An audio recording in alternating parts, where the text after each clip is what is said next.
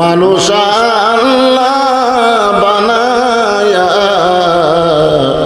কেমনে দিবেন ক্ষতির মধ্যে ফেলিয়া। ইন্নাল ইনসান লাফি খুসর। ইন্না মানে কি? নিশ্চয়।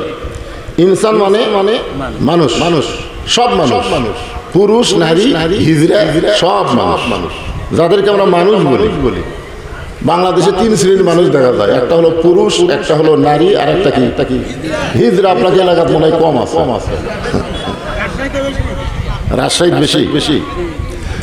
আমি আপনাদের মান্দায় সবাই হাটে একবার মাহফিল করতে গিয়ে এক ছেলে আমার প্রশ্ন দিয়েছে, হুজুর পুরুষ মানুষ মরে গেলে আমরা 3 কাপড় দেই, নারী মরে গেলে আমরা 5 কাপড় দিই, কিন্তু হিজড়া মরলে কয় কাপড়? তা আমি আমার জীবনে আজ পর্যন্ত হিজড়া মরা দেখিনি। আমি দেখিনি, আপনারা দেখছেন? মনে হয় হিজড়ার মরে না নাকি? মরে। তা আমি চিন্তা করলাম, কেড়ে বহু পুরুষ মরা দেখছি 3 কাপড়, বহু নারী মরা দেখছি 5 কাপড়, কিন্তু হিজড়ার কয় কাপড়? কঠিন প্রশ্ন, খুবই কঠিন প্রশ্ন। হিজড়ার 3টা না। আজগুলি তো একটা কথা বলা যাবে না, কোরআন থেকে দলিল দিয়ে বলা লাগবে, তোর এখন ঠিক কিনা? তো এখানে আল্লাহ তাআলা মানুষ শব্দ উল্লেখ করেছেন। ইনসান মানে মানুষ, লাফি মানে ভিতরে, খুসরুন মানে ক্ষতি। নিশ্চয়ই মানুষগুলো ক্ষতির ভিতরে। এই কথা বলার পিছনে কারণ আছে। ছেলে ব্যবসা শুরু করছে, বাপ এখন বলতেছে যতই ব্যবসা করছো লাভ হবে না, যতই ব্যবসা করছো লাভ হবে না। ছেলে বলতেছে বাবা দুনিয়ার সবাই বলে আমার লাভ হবে, আর আপনি বাবা হয়ে বলতেছে লাভ হবে না। আপনারা বলেন বাবা যে বলতেছে তোর ব্যবসা করলে ক্ষতি হবে, এটা কি বাবা রাগ করে বলতেছে? বর্তমান সময়ের দিকে খেয়াল করে বলতেছে যে এমন বাকি খাওয়া খাবে, টাকা চালিয়ে দোকান তুলে দিবার চাবে। জোরে কোনো কথা ঠিক কি না? আমাদের এলাকার এক সিএনজি চালক আমাকে বলতেছে, হুজুর হাসিনা যখন আসছিল তখন 5 ফিট থেকে বগুড়া যাতে আমাদেরকে 35 টাকা দেওয়া লাগতো। জায়গায় সিএনজি আটকালে 35 টাকা দেওয়া লাগতো 5 ফিট থেকে বগুড়া পর্যন্ত, আর এখন দেওয়া লাগতেছে 50 টাকা। তাহলে কোনটা ভালো? কোন সময় ভালো? আগেরটা ভালো না এখন ভালো? খুব খেয়াল করবেন সময়ের খেয়াল। বর্তমান সময়ের দিকে লক্ষ্য করে বাবা বলতেছে ব্যবসায় তোর কোনো লাভ হবে না। বাবা সন্তানকে অত্যন্ত ভালোবাসে, আর ভালোবাসার কারণেই কিন্তু কথাটা বলতেছে। জোরে কোন কথা ঠিক কিনা? সময়ের দিকে খেয়াল করে আল্লাহ জানে মানুষকে আল্লাহ এত ভালোবাসে যে ভালোবাসার কারণে বললেন মানুষগুলো ক্ষতির ভিতরে। এই মানুষগুলো যেন ক্ষতির মধ্যে না পড়ে, এই কারণে আল্লাহ বললেন ইল্লাল্লাযীনা আমানু ওয়া আমিলুস সালিহাতি ওয়া তাওয়াসাউ বিল হক ওয়া তাওয়াসাউ বিস সাবর। এখানে 4টা বিষয় আছে। জোরে কোন কয়টা? এই ছেলেরা খুব খেয়াল করো, নাম দিতে তাফসীরুল কোরআন মাহফিল। একটু মনোযোগ না দিলে তাফসীর তো বুঝবো না। কয়টা? 1 নম্বর হলো ঈমান। খেয়াল করবে 1 নম্বর কি?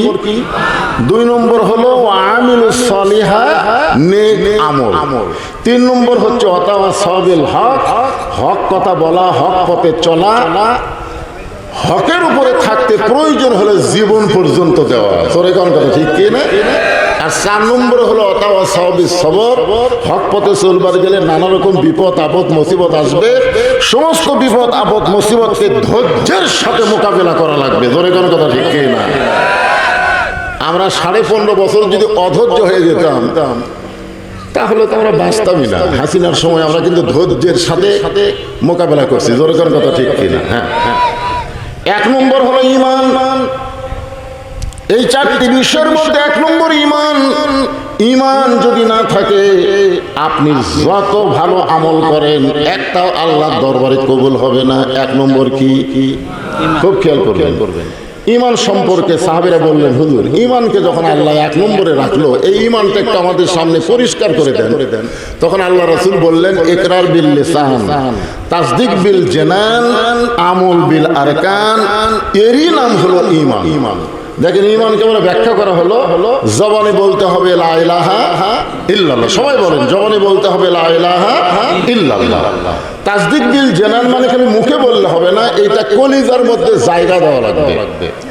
কারণ মাঝে মাঝে ভারতের কিছু উগ্রপন্থী নেতা বলে যে বাংলাদেশকে দখল করতে আমাকে 15 মিনিট লাগবে না। আপনারা বলেন তো, যারা এই কথা বলে তাদের ঈমান আছে? যারা কারণ তাদের ঈমান আছে, তারা হলো বেঈমান। আর আমরা ঈমানদার বলি বেঈমানের দল বাংলাদেশকে দখল করতে হয়। বাংলাদেশের মুসলমান নিজে নড়ে না, আল্লাহর শক্তিতে ঈমানের বলে নড়বে। জোরে কোন কথা ঠিক কি না? আজকে পাকিস্তানের ইমরান খান বলেছে যে মোদিকে লক্ষ্য করে বলেছে, মোদি শুনে রাখো কান খুলে, মুসলমান মরলে শহীদ হয়, বাঁচলে গাজী হয়, আর তোমরা মরলি জাহান্নামী। জোরে কোন কথা ঠিক কি না? তাহলে মুসলমান মরলে শহীদ কেন? মুসলমানের কি আছে? ঈমান আছে। জোরে কোন কি আছে? এই ঈমানটা শুধু মুখের মধ্যে রাখলে হবে না, ঈমানটা কলিজার মধ্যে জায়গা দেওয়া লাগবে। কলিজার মধ্যে যখন ঈমানের জায়গা হবে, ওই মানুষটা কেমন চরিত্রের হবে একটা দৃষ্টান্ত দেই, তাহলে বুঝবেন। মানুষটার নাম হলো মতিউর রহমান নিজামী। মানুষটার নাম কি? মতিউর রহমান নিজামী। উকিল এসে বলতেছে, স্যার আপনি একটা দলের প্রধান, আপনি যদি রাষ্ট্রপতির কাছে বাঁচার দরখাস্ত লেখেন তাহলে রাষ্ট্রপতি আপনাকে হয়তো দলের দিকে তাকায় দলের আমিন হিসাবে আপনাকে মাফ করে দিবে, আর আপনাকে যদি মাফ করে দেয় তাহলে আপনার ফাঁসি কার্যকর হবে না। তো উনি মুসকি হেসে, মানে তাসদিক বিল জানান কলিজার মধ্যে ঈমান তো, মুসকি হেসে বলতেছে, উকিল তোমার কথা শোনা আমার হাসি লাগতেছে। উকিল বলে, কেন? আমি তো হাসির কথা বলিনি। বলে, তুমি যে রাষ্ট্রপতির কাছে আমাকে দরখাস্ত লিখতে বলতেছো, এরকম 3টা রাষ্ট্রপতি বাংলাদেশ হওয়ার পরে ক্ষমতা থাকা অবস্থায় মারা গেছে। একটা হলো বঙ্গবন্ধু শেখ মুজিবুর রহমান, একটা হলো শহীদ প্রেসিডেন্ট জিয়াউর রহমান, আর একটা হলো জিল্লুর রহমান। তারা ক্ষমতার চেয়ারে থাকতে নিজেরাই মারা গেছে।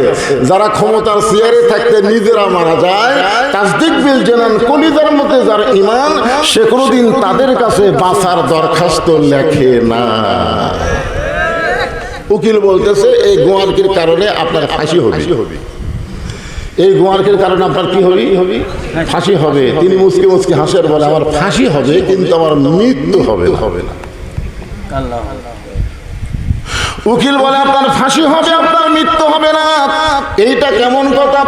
সঙ্গে সঙ্গে তাসদিক বিল জানার কারণে বলতেছেন, ওয়ালা তাকুলু লিমান ইউকতালু ফি সাবিলিল্লাহি আমওয়াতুন বাল আহইয়াউ ওয়ালাকিন লা তাশউরুন। আপনাদের ঈমান কি বলতেছে? যে আল্লাহ রাস্তায় যাদেরকে হত্যা করা হবে বিনা অপরাধে। আপনারা বলেন তো, সালাউদ্দিন কাদের বিএনপির নেতা ছিল, জামাত ইসলামী যে সমস্ত নেতা যাদেরকে হাসিনা ফাঁসি দিয়ে হত্যা করেছে, তাদের কোনো অপরাধ ছিল? এই না বলতে যদি কোনো সন্দেহ করেন, কোন অপরাধ ছিল? একটাই মাত্র অপরাধ, কলিজার মধ্যে তারা ঈমানকে জায়গা দিয়ে বাতিলের সঙ্গে আপোষ করেনি। ধরে কোন কথা ঠিক কি না? এই আপোষ না করার কারণে তাদের কি হলো? মৃত্যু হলো না। আল্লাহ বলতেছেন, তাদেরকে হত্যা করা মাত্রই তারা অমর হয়ে গেল। অমর বোঝেন? আল্লাহ রাস্তায় তারা শহীদ হয়, তারা অমর হয়। অমর আবু সাইদ নামে বহু ছেলে বাংলাদেশে জন্ম নিচ্ছে। ছেলে হলে হুজুর কি নাম রাখবো? আমি বলি আবু সাইদ। সাথে সাথে নাম রাখে আবু সাইদ। আমার মেয়ে হয়েছে, হুজুর কি নাম রাখবো? আমি বললাম হাসিনা। যেই কছি হাসিনা, রাগ করে আর বাঁচে না। হুজুর এমন একটা নাম করলেন খুনি। তার মানে বোঝা গেল আবু সাইদ মরে নাই, শহীদ হয়ে গেছে, ঘরে ঘরে জন্ম নিচ্ছে। আর হাসিনা বাঁচা থাকতে পচে গেছে। অন্তত 40 বছর কোন মেয়ের নাম কেউ হাসিনা রাখবে না। ঘরে ঘর কথা ঠিক না? কি বুঝতেছেন? তাসদিক বিল জানান এরই নামই হলো কলিজার মধ্যে ঈমান। এরপরে বলা হচ্ছে আমল বিল আরকান। ঈমান অনুযায়ী আমল করা লাগবে। ঈমান অনুযায়ী যদি আমল করতে চান, যত আমল আল্লাহ আমাদের দিছে তার মধ্যে 1 নম্বর আমলের নাম হলো নামাজ। এক নম্বর আমল কি? আপনার বলেন তো, কেউ যদি সারা জীবন রোজা না রাখে তার ঈমান নষ্ট হবে? শোনেন, কেউ যদি রোজা না রাখে তাকে বেঈমান বলা হবে না। কেউ যদি যাকাত না দেয় তাকে বেঈমান বলা হবে। এই মনোযোগ দিয়ে শুনবেন। কেউ যদি হজ না করে তাকে বেঈমান বলা যাবে না। কিন্তু কেউ যদি নামাজ না পড়ে দেখছেন, আমার কর আগে আপনারাই ফতোয়া দিচ্ছেন। এক লোক আমাকে বলতেছে, হুজুর আমি একটা গরু কিনছি, গরুর এক শিং লম্বা এক শিং খাটো, এই গরু কুরবানি হবে। তা আমি কইলাম, কারি ভাই এখন কয়টা বাজে? 5:30। তা আচ্ছা, আজ যে আসরের নামাজ গেল, এই নামাজ পড়ছে তো কয় না হুজুর, কুরবানি কেনা ঠেলায় নামাজ তো পড়ে সারি। আমি কইলাম তুমি যেটা দিবে সেটাই হবে, কারণ তারা নামাজ পড়ে না, তার আবার কুরবানি কি? কারণ যেখানেই কুরবানির কথা আছে, যখন সূরা কাউসারের মধ্যে আল্লাহ বলতেছেন ফাসাল্লি লিরাব্বিকা ওয়ানহার, আগে নামাজ তারপরে কুরবানি। ইন্না সলাতি ওয়া নুসুকি, আগে নামাজ তারপরে কুরবানি। যেই বেটা নামাজ পড়ে না, সে যদি 1 কোটি গরু খাসি দেয়, কোনোদিন তার কুরবানি কবুল হবে না। কি ভাই, এটা কি?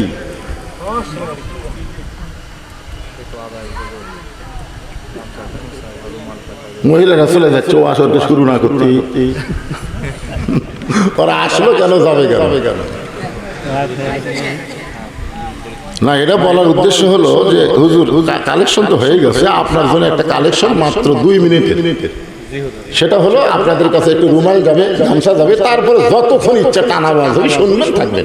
যারা মনে করতেছে মহিলারা যাচ্ছে, মরদগুলো যদি যায়, সেই জন্য এর মধ্যে একটু সন্দেহ হচ্ছে। আমি কি আপনাদের অপরিচিত বক্তা? আপনাকে গ্রামে আসি নাই তাই বলে আমার ওয়াজ শোনেননি এরকম একটা মানুষ শোনে। আমি লাইনা সাইডা কোনো ওয়াজ করি না, প্রত্যেকটি কথা একটা লাইনের উপরে থাকে। ধরে কোন ঠিক না? আজকে আলোচনা হবে, তবে আপনাদের মধ্যে গামছা যাবে 10 টাকা, 20 টাকা, 50 টাকা। জীবনে কোনোদিন মাহফিল করেনি ভাই, এবার প্রথম করে যদি লস খায় তাহলে বুঝবেন আর করে কেন ধার দিন আর করবো না। এই জন্য যার পকেটে একটু আছে, মোটামুটি 10, 20, 50, 100 টাকা আপনারা দেন। এই ব্যাগলে ঢোকো, ভিতরে ঢোকো, 5 মিনিটের মধ্যে আদায় করো। মহিলাদের মধ্যে আদায় হবে। আমার মায়েরা যিনি যা করবেন আল্লাহর হস্তে দান করবেন। আপনাদের জন্য ফাতেমার ওয়াজ আছে, মা একটু ধৈর্য ধরে বসে প্রাণ খোলা ওয়াজ করবো, আপনারা বসেন ইনশাল্লাহ। দেন সবাই ব্যাগলে ওঠে না কেন? এগুলো তো বলা মাত্র দেরি করা যাবে না। হ্যাঁ রে, 10-15টা ব্যাগ থাকা লাগছে, 10-15টা ব্যাগ। একজন ওটা বসে করবেন কেন?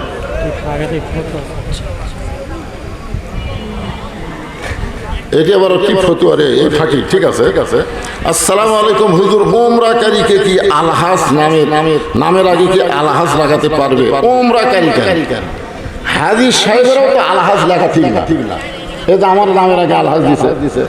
শোনেন, আমি যখন আমার বয়স, আমি জামিল মাসের ছাত্র ছিলাম, 8 বছর আমাকে মাদ্রাসায় ভর্তি করে দিয়েছে। আমি তখন থেকে নামাজ শুরু করছি। হাফিজি মাদ্রাসায় পড়লে নামাজ পড়াই লাগবে, যেরকম ঠিক কিনা। আর 2011 সালে আমি হজ করছি। তাহলে আমি চিন্তা করে দেখেন কত বছর হলে নামাজ পড়তেছি। কেউ আমাকে বলেনি নামাজি মাওলানা বজলুর রশিদ, কেউ বলেনি। কিন্তু যে 11 সালে হজ করলাম তখন বলতেছে আলহাজ মাওলানা বজলুর রশিদ। আপনারা বলেন তো, হজের দাম বেশি না নামাজের দাম বেশি? আজকে কোনোদিন কোনো ব্যক্তিকে বলতে শুনেছেন নামাজি অমুক বলছে? তাহলে নামাজি যদি না বলেন তা হাজি বলা লাগবে। হাজি বলারই দরকার নাই। যদি হাজি বলাতে তার মনের মধ্যে একটু ভাব তৈরি হয় তাহলে হাজির নাম হবে, কিন্তু হজ আল্লাহ দরবারে কবুল হবে না। এটা আমি ফরজ হজের কথা বললাম। আর ওমরা তো হজই না, তাহলে হাজি আপনি লিখবেন কেমনে? ওমরা হজ, এই যার উপর আল্লাহ হজ ফরজ করে দিছে, সে যদি 1 কোটি ওমরা করে তার হজের ফরজ আদায় হবে। কথা হবে? তাহলে যেটা ফরজ সেটা না হয় হজ, কিন্তু ওমরা তো নফল। এখন আপনি জোহরের 4 রাকাত ফরজ নামাজ বাদ দিয়ে জোহরের আগে সুন্নত পড়লেন, পরে 2 রাকাত সুন্নত পড়লেন, ফরজ 4 রাকাত বাদ দিলেন, তাহলে আপনি কি নামাজি? আপনি কি নামাজি? তাহলে আপনি ওমরা করে হাজি হবার পারবেন না। এক কথা। তারপরে যদি আরো পরিষ্কার দলিল শুনতে চান, ইনশাল্লাহ এই আদায়ের পরে টানা ওয়াজের মধ্যে ইনশাল্লাহ হবে। যারা উঠে গেল ওই ফাঁকা জায়গাটা আপনারা পুরা করেন। ফাঁকা জায়গা পুরা করেন, একটু ফাঁকা জায়গাটা পুরা করে আপনার সামনে আসেন, শয়তান যেন মাঝখানে বসার চান্স না পায়।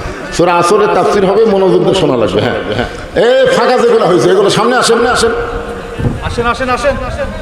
শোনেন। আদায়টা হলো সিটা পাতান, আপনারা বলেন না কি বলেন, ধানের মধ্যে থাকে না, থাকে কি থাকে না, বিশাল একটা ধানের পালা, বলতেছে এত ধান, একজন বলতেছে সব ধান নয়, বাতাস দিলে বুঝবি কোনটা ধান কোনটা সিটা পাতার।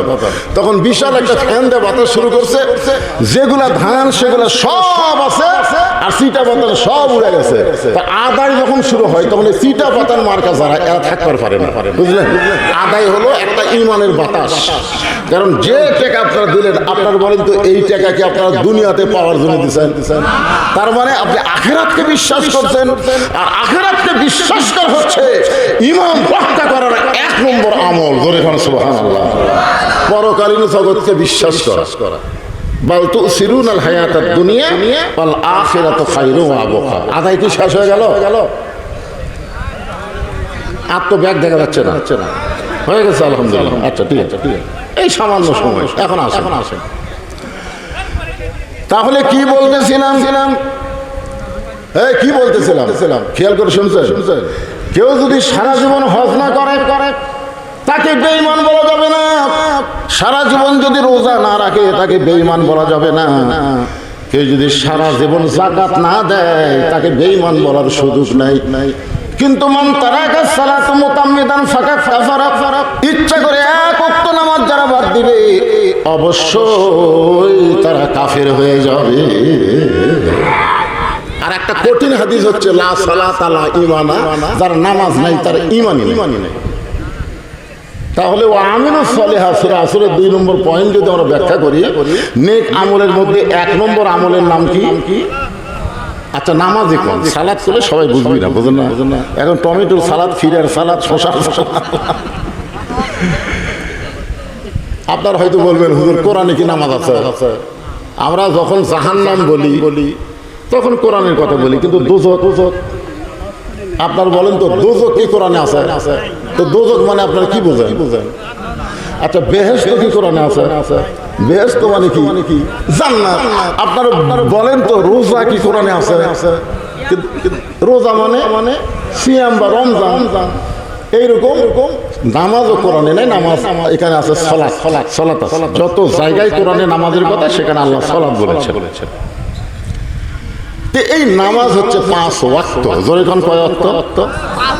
আপনাদের এলাকার ছেলেরা যে মসজিদ দোতলা করা লাগতেছে, আপনার বলেন তো কি জন্য? প্রতি গ্রামে দেখতেছি এখন আর একতলা হচ্ছে না, দোতলা করতেছে। জিজ্ঞাসা করা হচ্ছে কে বাবা দোতলা কেন? হুজুর এত মুসল্লি, হুজুর একতলা তাঁতে না, এই জন্যই দোতলা।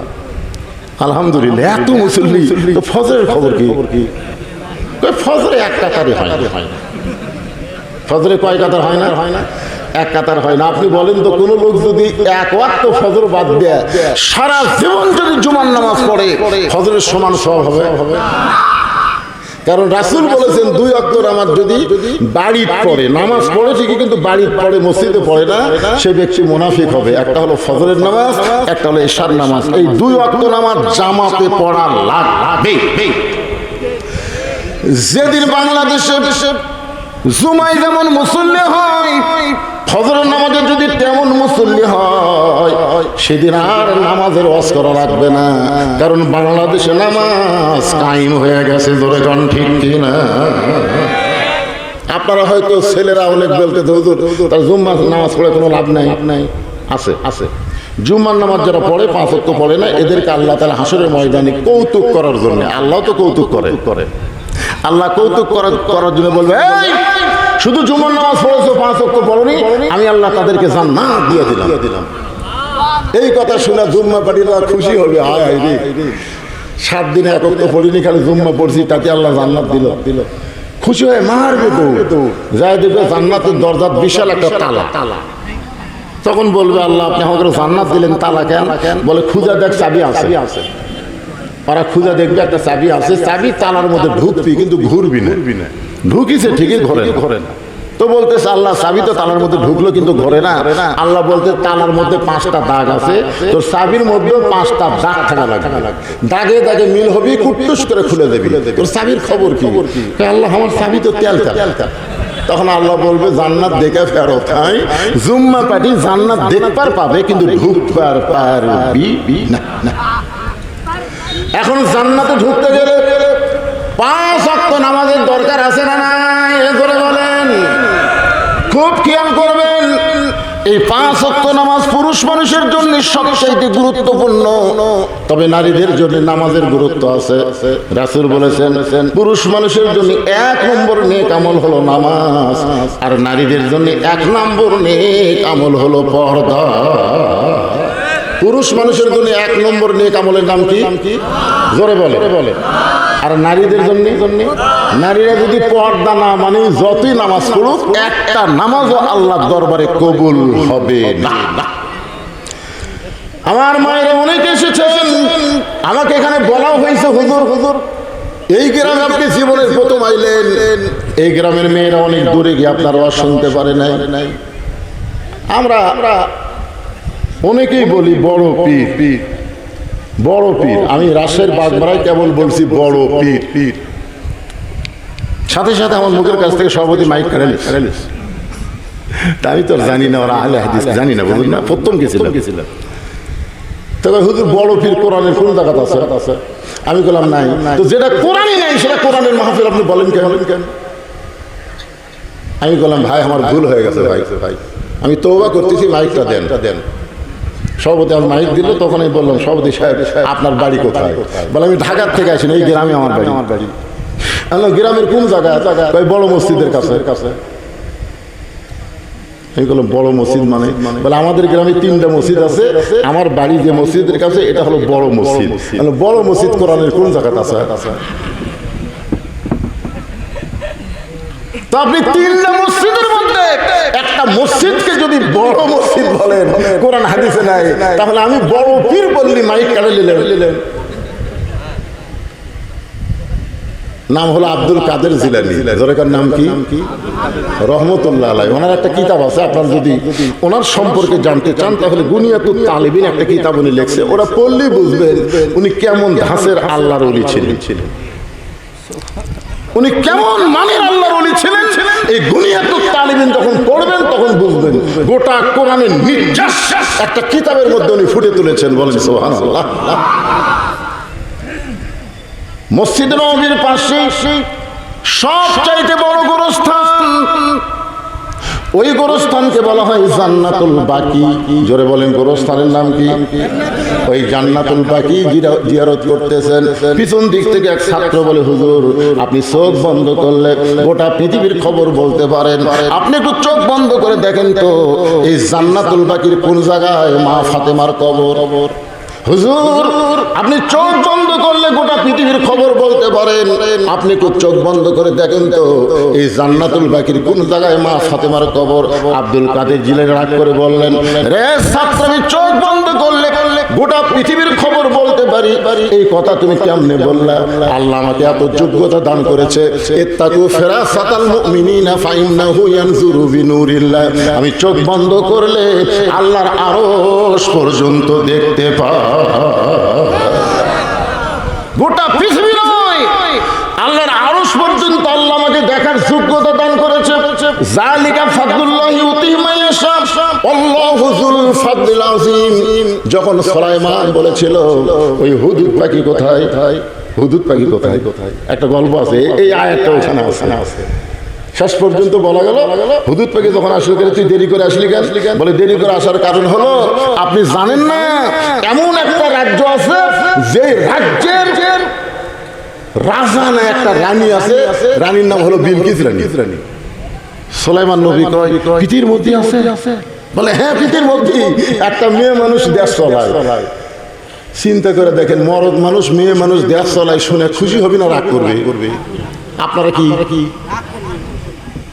খালেদা জিয়া, শেখ হাসিনা, আবার সামনে কে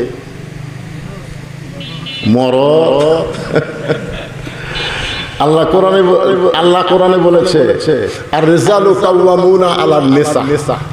সুলাইমান নবী রাগ করে বললেন পৃথিবীর কোন রাষ্ট্র কোন মেয়ে মানুষ চালাতে পারে না।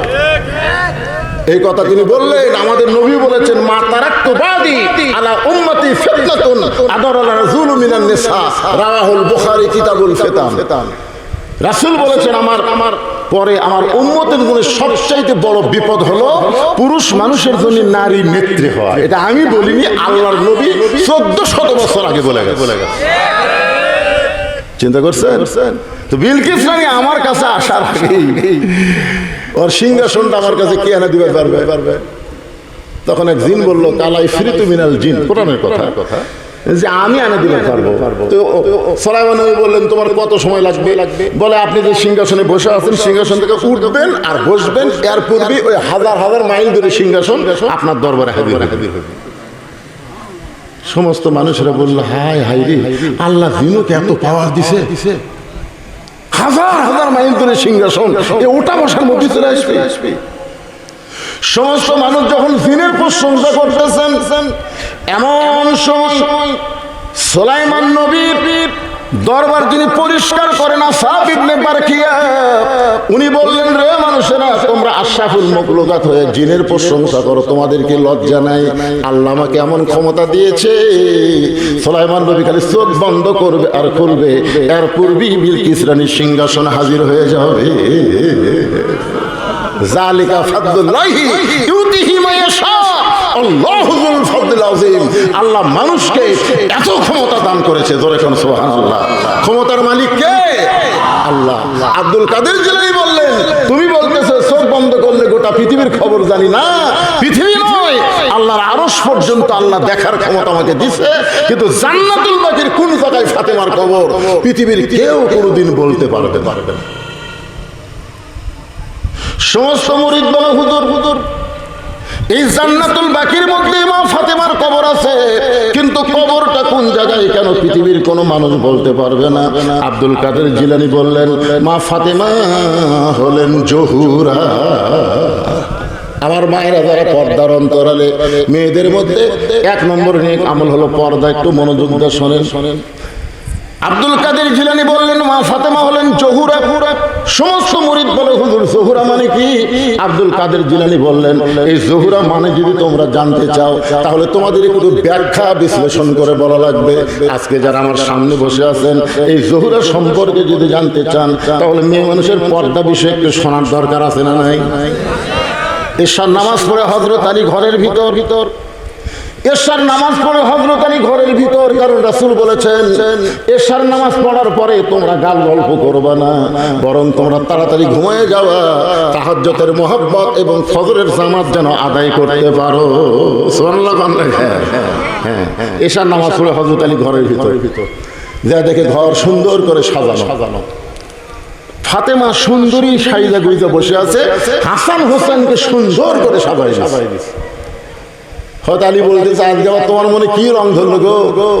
ঘরও সুন্দর করে সাজাইছো, হাসান হোসেনকে সুন্দর করে সাজাই দিছো, আবার তুমিও সুন্দরী সাজা গুজা বসে আছো। এমন সময় ফাতেমা 2 সন্তানকে বুকের মধ্যে নিয়ে কানে কানে বললেন বাবা তোমরা 2 ভাই একটু অন্য ঘরে যাও, তোমার বাবার সঙ্গে আমার গোপন কিছু গল্প আছে। যেই মাত্র ফাতেমা তার 2 সন্তানকে বলতেছে তোমরা 2 ভাই একটু অন্য ঘরে যাও, তোমার বাবার সঙ্গে আমার গোপন কিছু গল্প আছে, হযরত আলী তখন মুস্কি হাসতেছে। হযরত আলী মুস্কি হাসতেছে, বুঝবার পারছে যে বউ সাজা গোজা বসে আছে, সন্তানকে অন্য ঘরে পাঠিয়ে দিচ্ছে, তার মানে আমার সাথে কিছু বুঝতে পারতেছেন না? আপনাদের বউ মনে হয় সাজে না, যে রাত্রে বউ সাজতে বুঝবেন সেই রাত্রে বউ শরমে কিছু কবার না পারলো সাজগোজ দিয়ে কিছু আপনাদের বুঝাই। ধরে কোনো কথা ঠিক কি না সাজি না নাকি? আল্লাহ ভালো। হাসান হোসেন 2 ভাই যখন অন্য ঘরে যায় এমন সময় ফাতেমা ঘরের দরজা বন্ধ করে দেয়। যেই মাত্র ঘরের দরজা বন্ধ করেছে সঙ্গে সঙ্গে হযরত আলী মাথার টুপি খুলে রাইখা দিয়েছে। আপনারা বলেন বউ যদি ঘরের দরজা বন্ধ করে তখন আর টুপি চলবি? কথা কয় না রে বারে। টুপি কি জন্য? আপনার টুপি মাথার ধান বোঝেন না? সবসময় টুপি চলে। আমি যত বড়ই হুজুর হই, ওয়াজ করে যখন বাড়ি যাই, আমার বইয়ের সামনে কাছে যখন শুনতে চাই, তখন যদি বলি 5টা মিনিট ওয়াজ করবো, তো একটু শোনো তো। মানুষ ঘন্টার পর ঘন্টা আমার ওয়াজ শোনে, 5টা মিনিট শোনো। বউ দৌড়ে আসে টুপি খুলে হুজুরগিরি বাদ দেন তো। যা করে অ্যাকশন করছেন জনগণ চিনে না, তাই হুজুর কয়। কিন্তু আমি মালটা চিনি, হুজুর হয় এত সহজ না। হযরত আলী মাথার টুপি খুলে 2খানা হাত বাড়ায় দিস। সঙ্গে সঙ্গে ফাতেমা দৌড়ে এসে স্বামীর বুকের মধ্যে মাথা ঢুকায় ছোট বাচ্চার মতন কান্না শুরু করে দিয়েছে। আলী বলতেছেন, ফাতেমা এত সুন্দর করে ঘরটা সাজায়া, এত সুন্দরী সাইজা গুইজা সন্তান দুইটাকে সুন্দর করে সাজায় অন্য ঘরে পাঠায় দিয়া আমার বুকের মধ্যে মাথা দিয়া কেন কাঁদতেছ? ফাতেমা বলে, স্বামী গো, আর কোনোদিন ঘর সাজান যাবে না, আর কোনোদিন সন্তানকে সাজায় দেবার পারবো না, আর কোনোদিন সাইজা গুইজা আপনার সামনে দাঁড়াবো, সেই সময় আমার হবে না। কারণ আজকে গভীর রাত্রে ফাতেমার মৃত্যু হবে। গাছের গোড়া কাটলে গাছটা যেমন পড়ে যায়, তেমনি পড়ে গেলেন হযরত আলী ঘরের মাঝে। ফাতেমা মুচকি মুচকি হাসতেছে। স্বামীর পড়ে যাওয়া দেখে ফাতেমা মুচকি মুচকি হেসে স্বামীর মাথাটা উরাতের উপরে নিয়ে কপালে একটা চুমা দিয়ে বলে, স্বামী গো, এমন করে আপনি কাঁদবেন না, কারণ আসলে যাইতে হবে। এই দুনিয়া থাকার জায়গা না, এটা মেনে নেওয়া লাগবে। জোরে কোন কথা ঠিক কিনা?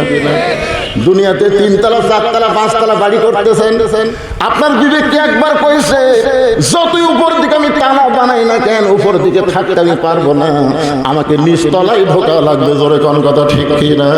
এদের সবাই একটু আমার সঙ্গে বলেন, ছেলে যুবক এমনকি বাচ্চারা মুরব্বীরা সবাই একটু জবান খুলে বলবেন, আসলে। বিশ্বাস করে সবাই বলেন তো, দেখেন ওয়াল আসর, সময়ের কি গুরুত্ব আজকে আপনারা বুঝতে পারবেন এই মাহফিলে। সবাই জবান করে বলেন, আসলে। ফাতেমা বলে, স্বামী গো, আপনি হলেন শিক্ষিত, আপনি হলেন বীর। গোটা পৃথিবীর মধ্যে সবচাইতে বেশি শিক্ষিত যে মানুষটা ছিল তার নাম হলো হযরত আলী। আর সবচাইতে শক্তিশালী মানুষের নাম কি? শিক্ষার দিক দাও 1 নম্বর, শক্তির দিক দাও 1 নম্বর। দলিল আছে না নাই? আনা মাদিনাতুল ইলমে ওয়া আলিউ বাবুহা। রাসূল বলেছে, আমি হচ্ছে ইলমের শহর, আলী হচ্ছে তার দরওয়াজা। আল্লাহ বলেছেন, আসাদুল্লাহিল গালিব, আলী হচ্ছে ইসলাম গালিব করার ব্যাপারে আল্লাহর সিংহ। জোরে কোন সুবহানাল্লাহ। তাহলে শিক্ষিত এবং শক্তিশালী মানুষ আপনি যেভাবে পড়ে গেলেন, ওগো স্বামী, আমি দুনিয়া থেকে বিদায় নেওয়ার পর আমার 3টা চাওয়া আপনাকে পুরা করা লাগবে। আলী কান্দের বলে, ফাতেমা, দুনিয়ার জীবনে গরিব ছিলাম বলে তুমি কিছুই চাইলা না, কিন্তু মৃত্যুর পরে আমার কাছে কি চাইবা ফাতেমা? বলে, 1 নম্বর চাওয়া হলো রাতের অন্ধকারে মৃত্যুবরণ করলাম, রাতের অন্ধকারেই আমাকে দাফন করা লাগবে। কারণ আমি পর্দাকে এত গুরুত্ব দিয়েছি, দুনিয়ার কোনো মেয়ে মানুষের সঙ্গেও ফাতেমা কোনোদিন দেখা করে নাই। সুবহানাল্লাহ। দুনিয়ার কোন মেয়েদের সাথেও ফাতেমা পর্দা ছাড়া দেখা করে। একবার মেয়ের আইছিল ফাতেমার দরজায়, ফাতেমার সাথে দেখা করবে। হয়তো আলী গিয়ে বলতেছে, কতগুলো মেয়ে মানুষ যাচ্ছে, তারা একটু তোমার সাথে দেখা করবার চাই, আমি কি দরজা খুলে দিব? ফাতেমা বলতেছে, যারা আমার সাথে দেখা করবে তাদেরকে আপনি চিনেন? আলী বলতেছে, মারেফতের প্রশ্ন, তাদেরকে আপনি চিনেন? আচ্ছা বলেন তো, এই প্রশ্ন যদি বউ করে আপনি কি উত্তর দেবেন? আমি খালি একদিন বলছিলাম যে আমার চাওয়াতো ভাইয়ের বউ মোটামুটি ভালোই সুন্দরী। যেই করছি আমার বউ কয়, আপনি কবে থেকে লুচ্চা হলেন? আমি বললাম, লুচ্চা? চাওয়াতো ভাইয়ের বউ দেখা যায় না, হারাম, আমাকে সেটা ফতুয়া দেন। আমি বললাম, দেখা তো যায় না, তাহলে সুন্দরী কেমনি করেন? আমি সেদিন থেকে কান ধরে তওবা করছি, দুনিয়ার কোনো মেয়ে দেখলেও বউয়ের কাছে সুন্দরী বলা যাবে না, বউটাই হলো সবচাইতে সুন্দরী। জোরে খান কথা ঠিক কিনা? না, আমি দেখবো না, যদিও দেখি বউয়ের কাছে আর বলা যাবে। হযরত আলী বলতেছেন, ফাতেমা এই দুনিয়ার একজন মাত্র মেয়েকে আমি চিনি, সেই মেয়েটা হলো আমার হাসান হোসেনের মা। হাসান হোসেনের মা ছাড়া দুনিয়ার অন্য কোনো মেয়েকে আমি চিনি না। ফাতেমা দৌড়ে এসে স্বামীর কপালে চুমা দিয়ে বললেন, আপনি হলেন আসল ইমানদার পুরুষ। কুল্লিল মুমিনিনা ইয়াগুদ্দু মিন আবসারিহিম, প্রকৃত মুমিন তারাই হবে যাদের নজর থাকবে নিচের দিকে, অন্য কোনো নারীর দিকে তারা তাকাবে না। একটা মাত্র নারীকে প্রাণ ভরে দেখবে, যেটা তার জন্য হালাল বিবি। ধরে কোন ঠিক কিনা? আপনারা কি তাই দেখেন? দেখেন এটা কার বউ রে, এটা কার মেয়ে রে, কার বউ কার মেয়ে, এগুলো সব দেখে বাড়ির মধ্যে নিজের বইয়ের দিকে তাকায়। বেড়ার গুলাই ভালো রে, বেড়ার গুলাই ভালো। বেড়ার গুলাতে সাজিয়ে শুধু আপনার সামনে দেখা করছে, আর ভিতরেটা পেতনি হয়ে আছে। এ কাম সে কাম করতে করতে ওই কি সাইজ হয়ে আছে। তাই আলী বললেন, দুনিয়ার একটা মাত্র মেয়েকে আমি চিনি, সেই মেয়েটা হলো হাসান হোসেনের মা। সঙ্গে সঙ্গে ফাতেমা বলে, স্বামী গো, যে মেয়েরা আমার সঙ্গে দেখা করবার চায় তাদের মধ্যে কোনো একটা মেয়ে যদি বেপরদা থাকে, যে মেয়েরা আমার সঙ্গে দেখা করবে তাদের মধ্যে একটা মেয়ে যদি বেপরদা থাকে, আর ওই বেপরদা মেয়ে মানে সমস্ত পুরুষের কাছে যায়। বেপরদা নারী যারা শয়তানের যানবাহন তারা। আমার সঙ্গে বলা লাগবে, আমি যেই বলবো বেপরদা নারী যারা, আপনারা বলবেন শয়তানের যানবাহন তারা। বেপরদা নারী যারা, আর একবার বলবেন যে বলবো বেপরদা নারী যারা, আপনারা বলবেন শিলা কলা তারা। বেপরদা নারী যারা, এই দুটা সেই মশান ধরে। এটা হচ্ছে লাস্ট টান। আমি যেই বলবো বেপরদা নারী যারা, আপনারা বলবেন ব্রয়লার মুরগি তারা। বেপরদা নারী যারা, ফাতেমা বলতেছে, একটা যদি বেপরদা মেয়ে থাকে, আর সেই মেয়েটা যদি পুরুষের কাছে গিয়ে বলে ফাতেমার চোখের ভুরু এইরকম, ফাতেমার দাঁতের সাইজ এইরকম, ফাতেমার গায়ের রং এরকম, কোন পুরুষ মানুষ আমি ফাতেমারে দেখলো না, কিন্তু ওই বেপরদা মেয়ের কারণে পুরুষের কাছে আমার চেহারা প্রকাশ হয়ে গেল। ওগো স্বামী, তাই মেয়েদের সঙ্গেও যদি আমার দেখা করতে হয়, পর্দার ভিতর থেকে কথা বলবো, একটা মেয়ের সামনেও আমি জীবনে যাব না। জোরে কান সুবহানাল্লাহ। খাদিজা বলতেছে, আমার ফাতেমা যখন জন্ম নিল, ফাতেমা জন্ম নেওয়ার সময় আমার কোনো প্রসব ব্যথা হয় নাই। ফাতেমা দুনিয়াতে জন্ম নিল, কোনো ধাত্রী ফাতেমাকে ধরে নাই। খাদিজা বলতেছে, আপন ভাবে আমার পেটের ভিতর থেকে আমার মেয়েটা যখন বের হলো, আমি তখন তাকায় দিকে ফাতেমা তার দুইটা হাত দিয়ে ওই ছোট্ট মাসুম বাচ্চা, জন্ম নেওয়া বাচ্চাটা, তার দুইটা হাত দিয়ে তার ইজ্জত পর্যন্ত ঢেকে দুনিয়াতে আসলো। আমি মা হইয়া পর্যন্ত তার ইজ্জত দেখতে পারি নাই। সুবহানাল্লাহ পড়ে গান। সেই ফাতেমা বলে, স্বামী গো, রাতের অন্ধকারে আমার মৃত্যু হবে, রাতের অন্ধকারে আমাকে দাফন করবেন। আমার 2 নম্বর চাওয়া হলো, আমার কোনো জানাজার ব্যবস্থা করবেন না। আলী বলে, ফাতেমা, তুমি নবীর কলিজার টুকরা, তোমার জানাজার খবর শুনলে হাজার হাজার মানুষ জানাজায় হাজির হবে। তুমি কি চাও না হাজার হাজার মানুষ তোমার জন্য দোয়া করুক? ফাতেমা বলতেছে, কোটি কোটি মানুষ যদি বলে ফাতেমা ভালো, আর আপনি যদি বলেন ভালো না, ওই কোটি মানুষের দোয়া দেওয়া ফাতেমার এক তিল পরিমাণ লাভ হবে না। আর দুনিয়ার তামাম মানুষ যদি বলে ফাতেমা খারাপ, আর আপনি যদি আমার স্বামী হয়ে বলেন ফাতেমা ভালো, স্বামীর একটা সার্টিফিকেটে ফাতেমার জন্য আল্লাহ 8টা জান্নাতের দরজা খুলে দিল। তাহলে বউ ভালো হওয়া লাগবে কার কাছে? একেবারে জোরে কর না কেন, কার কাছে? আর আমাদের গুলো লব উল্টে কি কর, খালি তুমি আমাকে দেখতে পারো না, গোটা পাড়া খুঁজে দেখো, আমার বিরুদ্ধে কেউ নেই। আমি মায়েদের জন্য বলবো না, দুনিয়ার কোন পুরুষ মানুষ আপনাকে ভালো বললে আপনি বেপরদা হয়ে যাবেন। কেন, কোন পুরুষ তো আপনাকে দেখতে পারবে না, তারা কেমনে ভালো বলবে? কিন্তু স্বামী যদি আপনাকে ভালো বলে, ফাতেমার সঙ্গে আল্লাহ জান্নাত দিয়া দিবে। আমার 3 নম্বর চাওয়া হলো, আমার লাশটা খাটনিতে তুলবেন না। আমি ফাতেমা হিসাব করে দেখলাম, আমার খাটনি কান্দে নেওয়ার জন্য 4 জন পুরুষ লাগবে। বর্তমান সময়ে 4টা পুরুষ আমার দুনিয়াতে নাই। আমার বাবা যদি দুনিয়াতে থাকতো, মরা মেয়ের লাশের খাটনি বাবা কান্দে নিবার পারতো, কিন্তু 6 মাস আগে আমার বাবা দুনিয়া থেকে বিদায় নিয়েছে। আমার বাবা দুনিয়াতে নাই, তাহলে একদিকে কান্দে নেওয়ার একটা শট পড়ে গেল। আমার হাসান হোসেন যদি বড় হইতো, মায়ের লাশের খাটলে কান্দে নিবার পারত, কিন্তু হোসেনের বয়স মাত্র 4.5 বছর আর হাসানের বয়স মাত্র 5.5 বছর। এরা দুই ভাই তো মায়ের খাটলে নিবার পারবে না।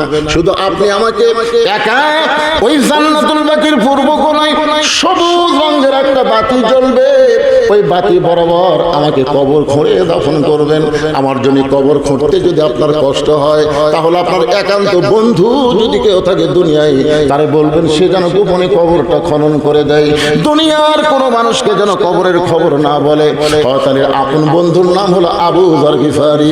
গভীর রাত্রে হযরত আবু যর গিফারি আল্লাহর কাছে ছোট বাচ্চার মতন ফোপায় ফোপায় কাঁদতেছে। আবু যর গিফারি চিন্তায় পড়ে গেল, এই গভীর রাত্রে আমার আল্লাহর কাছে এমন করে কে কান্দে। বের হয়ে দেখে আসাদুল্লাহিল গালিব হযরত আলী কাঁদতেছে। আবু যর গিফারি চিন্তা করে, যে মানুষটা হলো আসাদুল্লাহিল গালিব, যে মানুষটা জীবনে কোনো যুদ্ধে পরাজিত হয় নাই, তাকে কোনোদিন আমি কাঁদতে দেখি নাই। আজকে তার জীবনে এমন কি যুদ্ধ শুরু হলো আমার জানলার পাশে এমন করে কাঁদতেছে। পিছনে গিয়ে বলে, আলী ভাই আমার জানলার কাছে এমন করে কান্দার কারণ কি জানতে চাই? আলী বলতেছে, আবু যর, জান্নাতুল বাকির পূর্ব কোণায় সবুজ রঙের একটা বাতি জ্বলতেছে, ওই বাতি বরাবর একটা কবর কর। আবু যর গিফারি বলে, কেন কবর খুঁড়বো? এখনো পর্যন্ত দুনিয়ার কেউ মৃত্যুবরণ করে নাই, আর রাতের বেলা কেন কবর খুঁড়বো? দিনের বেলা কি কবর খনন করা যাবে না? আলী বলতেছে, আবু যর, একজন পর্দানিশী রাতের বেলা মৃত্যুবরণ করবে, এ রাতের বেলায় তাকে দাফন করা লাগবে। আবু যর গিফারি বলে, আলী রে, সেই পর্দানিশী কে গো? তার নাম কি তোমার মুখস্থ নাই? আলী বলতে, 6 মাস আগে আমার নবী দুনিয়া থেকে বিদায় নেওয়ার কারণে আমার হাসান হোসেন নানা নানা বলে কাঁদতেছে। আজকে গভীর রাত্রে হাসান হোসেনের মা এই দুনিয়া থেকে বিদায় নিবে, পর্দানিশী হওয়ার কারণে রাতের বেলায় তাকে দাফন করা লাগবে। আবু যর, যা একটা কবর কর। আবু যর গিফারি কোদাল নিয়ে জান্নাতুল বাকির পূর্ব কোণায় গিয়ে দেখে সবুজ রঙের একটা বাতি জ্বলতেছে, যেই বাতির কোনো তার নাই, যেই বাতির কোনো সুইচ নাই, বিনা তারে বিনা সুইচ আমার আল্লাহ তাআলা অটোমেটিক জ্বলায়া দিছে। লিল্লাহু আকবার। এখান থেকে ঈমান গ্রহণ করেন, তাসদিক বিল জানান, কলিজার মধ্যে ঈমান নেন যে আমাদের কবরের দরজা জানলা যদি নাও থাকে, বালিশ খাতা যদি নাও থাকে, ঈমানের নূরে আমাদের অন্ধকার কবরকে আল্লাহ জান্নাতের টুকরা বানায় দিবে। জোরে কোন কথা ঠিক কি না? অনেকে চিন্তা করে অন্ধকার কবরে কেমনে থাকবো? ফাতেমার কবরের উপরে বাতি জ্বলতেছে, যেই বাতির কোনো তার নাই, যেই বাতির কোনো সুইচ নাই, বিনা তারে বিনা সুইচে আল্লাহ তাআলা অটোমেটিক জ্বলায় দিয়েছে। আবু যর গিফারি বাতি বরাবর এসে দেখে বাতির আলো গোলাকার হয়ে পড়ে, কিন্তু আলোটা 4 কোণা হয়ে পড়েছে। ওই 4 কোণার ভিতরে কোদাল দিয়ে কবর খনন শুরু করছে। এক সময় করতে করতে আবেগে, অনেক সময় মানুষ কিন্তু বিবেক হারায়া যায়, আবেগে কথা বলে, আবেগে বলতেছে, কবর তুই কি জানিস এই গভীর রাতে কেন কবর খুঁড়তেছি? আজকে তোর মধ্যে এমন একজন মহিষী নারীকে দাফন করা হবে, আল্লাহর নবীর মেয়ে হবার পরেও নবী তাকে মা বলে সম্মান করেছে। সুবহানাল্লাহ বলেন।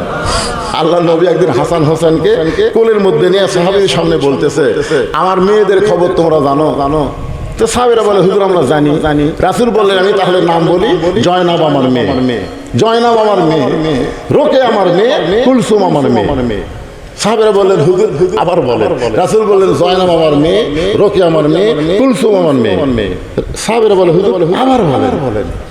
রাসূল বললেন, কি বারবার বলি বুঝতে পারো না? জয়নাব আমার মেয়ে, রোকে আমার মেয়ে, কুলসুম আমার মেয়ে। হাসান হোসেন বলতেছে, ভাই আমরা দুজন যাই, আমরা দুজন যাই। আমাকে মা গরিব দেখে দেখ নানা মেয়ে বলেও স্বীকার করতেছে না। হাসান হোসেন যখন উঠে যাবার চাচ্ছে, খপ করে ধরে বলতে, ভাইজান তোমাদের মা আমার মেয়ে না, তোমাদের মা হলো আমারও মা। হাসান হোসেন নানার গালে মুখে চুমোতে বলে, নানু ভাই আমাদের মা আপনার মা কেমনে হলো? সাহাবীদের সামনে কি বলা যায় না? আমাদের মা আপনার মা কেমনে হলো? রাসূল বললেন, সাহাবীরা রে তাহলে শোনো, তাইফের ময়দান থেকে রক্তমাখা শরীর নিয়ে আমি যখন মক্কায় ফিরে আসলাম, তখন আমার দরদের কেউ মক্কায় ছিল না। দরদের বিবি খাদিজা কিছুদিন আগে দুনিয়া থেকে বিদায় হয়ে গেছে। দরদের চাচা আবু তালেব দুনিয়া থেকে বিদায় হয়ে গেছে। এই রক্তমাখা শরীর দেখে আমার দরদের কেউ ছিল না। আমি যখন ঘরের মধ্যে বসলাম, এমন সময় আমার তিনটা মেয়ে একসাথে ঘরের মধ্যে ঢুকে রোকেয়া, জয়নাব আর কুলসুমা বলল, বাবা আপনি তাইফে কেন গেলেন? বাবা তাইফবাসী আপনাকে পাথর মারলো, গোটা দেহ রক্তাক্ত হয়ে গেল, এই কষ্ট আপনি কেমনে সহ্য করবেন? বাবা তিনটা মেয়ের মতন কথা বলে যখন ঘর থেকে বাইরে যায়, এমন সময় ফাতেমা ঘরের মধ্যে ঢুকে দরজা বন্ধ করে দেয়। রাসূল বললেন, ফাতেমা দরজা কেন বন্ধ করলি? ফাতেমা বলতেছে, বাবা আপনার মাধ্যমে আল্লাহর কাছে আমার কিছু প্রশ্ন আছে। রাসূল বলে, ফাতেমা কি প্রশ্ন করবে? আল্লাহ যদি ইব্রাহিম নবীর জন্য নমরুদের চুলার শান্তির বাগান বানাবার পরে, আল্লাহ যদি মুসার জন্য সাগরকে রাস্তা বানাবার পরে, সে আল্লাহ কেন পারলো না তাইফের পাথর আমার বাবার জন্য তুলা বানাবা? বাবা গো, আপনার দেহের দিকে তাকায়া আমার কলিজা দিয়ে রক্ত ঝরতেছে। বাবা এই কষ্ট আপনি কেমনি সহ্য করবো? রাসূল বলে, সাহাবীরা রে শোনো, এই কথা বলার পরে ফাতেমা ঘর থেকে বাইরে যায়। আমি মনে করলাম ফাতেমা হয়তো কাতর হয়ে গেছে, শোকে পাগলি হয়ে গেছে, কিন্তু আমি লক্ষ্য করে দেখি উঠানে উনানের উপরে পানি গরম করতেছে, জয়তুনের তেল গরম করতেছে, পানি আর তেল গরম করে আবার ঘরের মধ্যে ঢুকে দরজা যখন বন্ধ করে দেয়, আমি রাসূল বললাম, ফাতেমা আবার কেন দরজা বন্ধ করলি মা? ফাতেমা বলে, বাবা সন্তান যখন বড় হয় তখন গোসল করাবার গেলে দরজা বন্ধ করা লাগে। রাসূল বলেন, সাহাবীরা রে শোনো, ফাতেমা দরজা বন্ধ করে দিয়া আমার গায়ে থেকে রক্তাক্ত জুব্বা খুলে আমার যত জায়গায় তাইফবাসী পাথর মারছে, ওই নরম গরম পানির মধ্যে নরম কাপড় চুবড়াইয়া আমার গোটা দেহ পরিষ্কার করে এক সময় নরম হাতের আঙ্গুলে জয়তুনের গরম তেল নিয়ে আমার ক্ষতস্থানে যখন লাগাই দেয়, তখন আমি নবী ঘুমায় গেছি, আমার নবীর আর কোনো স্মরণ নাই। এক সময় ঘুমের মধ্যে স্বপ্নে দেখি আমার শিয়রের পাশে আমার গর্ভধারিণী মা আমিনা এসে কাঁদতেছে। আমি নবী নই, আমি একটা এতিম সন্তান হয়ে মাকে বললাম, মা এত বছর পরে যখন আইছেন আর আপনাকে যাবার দেব না, এই বলে মায়ের হাতটা খপ করে যখন ধরেছি স্বপ্নে, এমন সময় ফাতেমা আমার কপালে চুমা দেয়।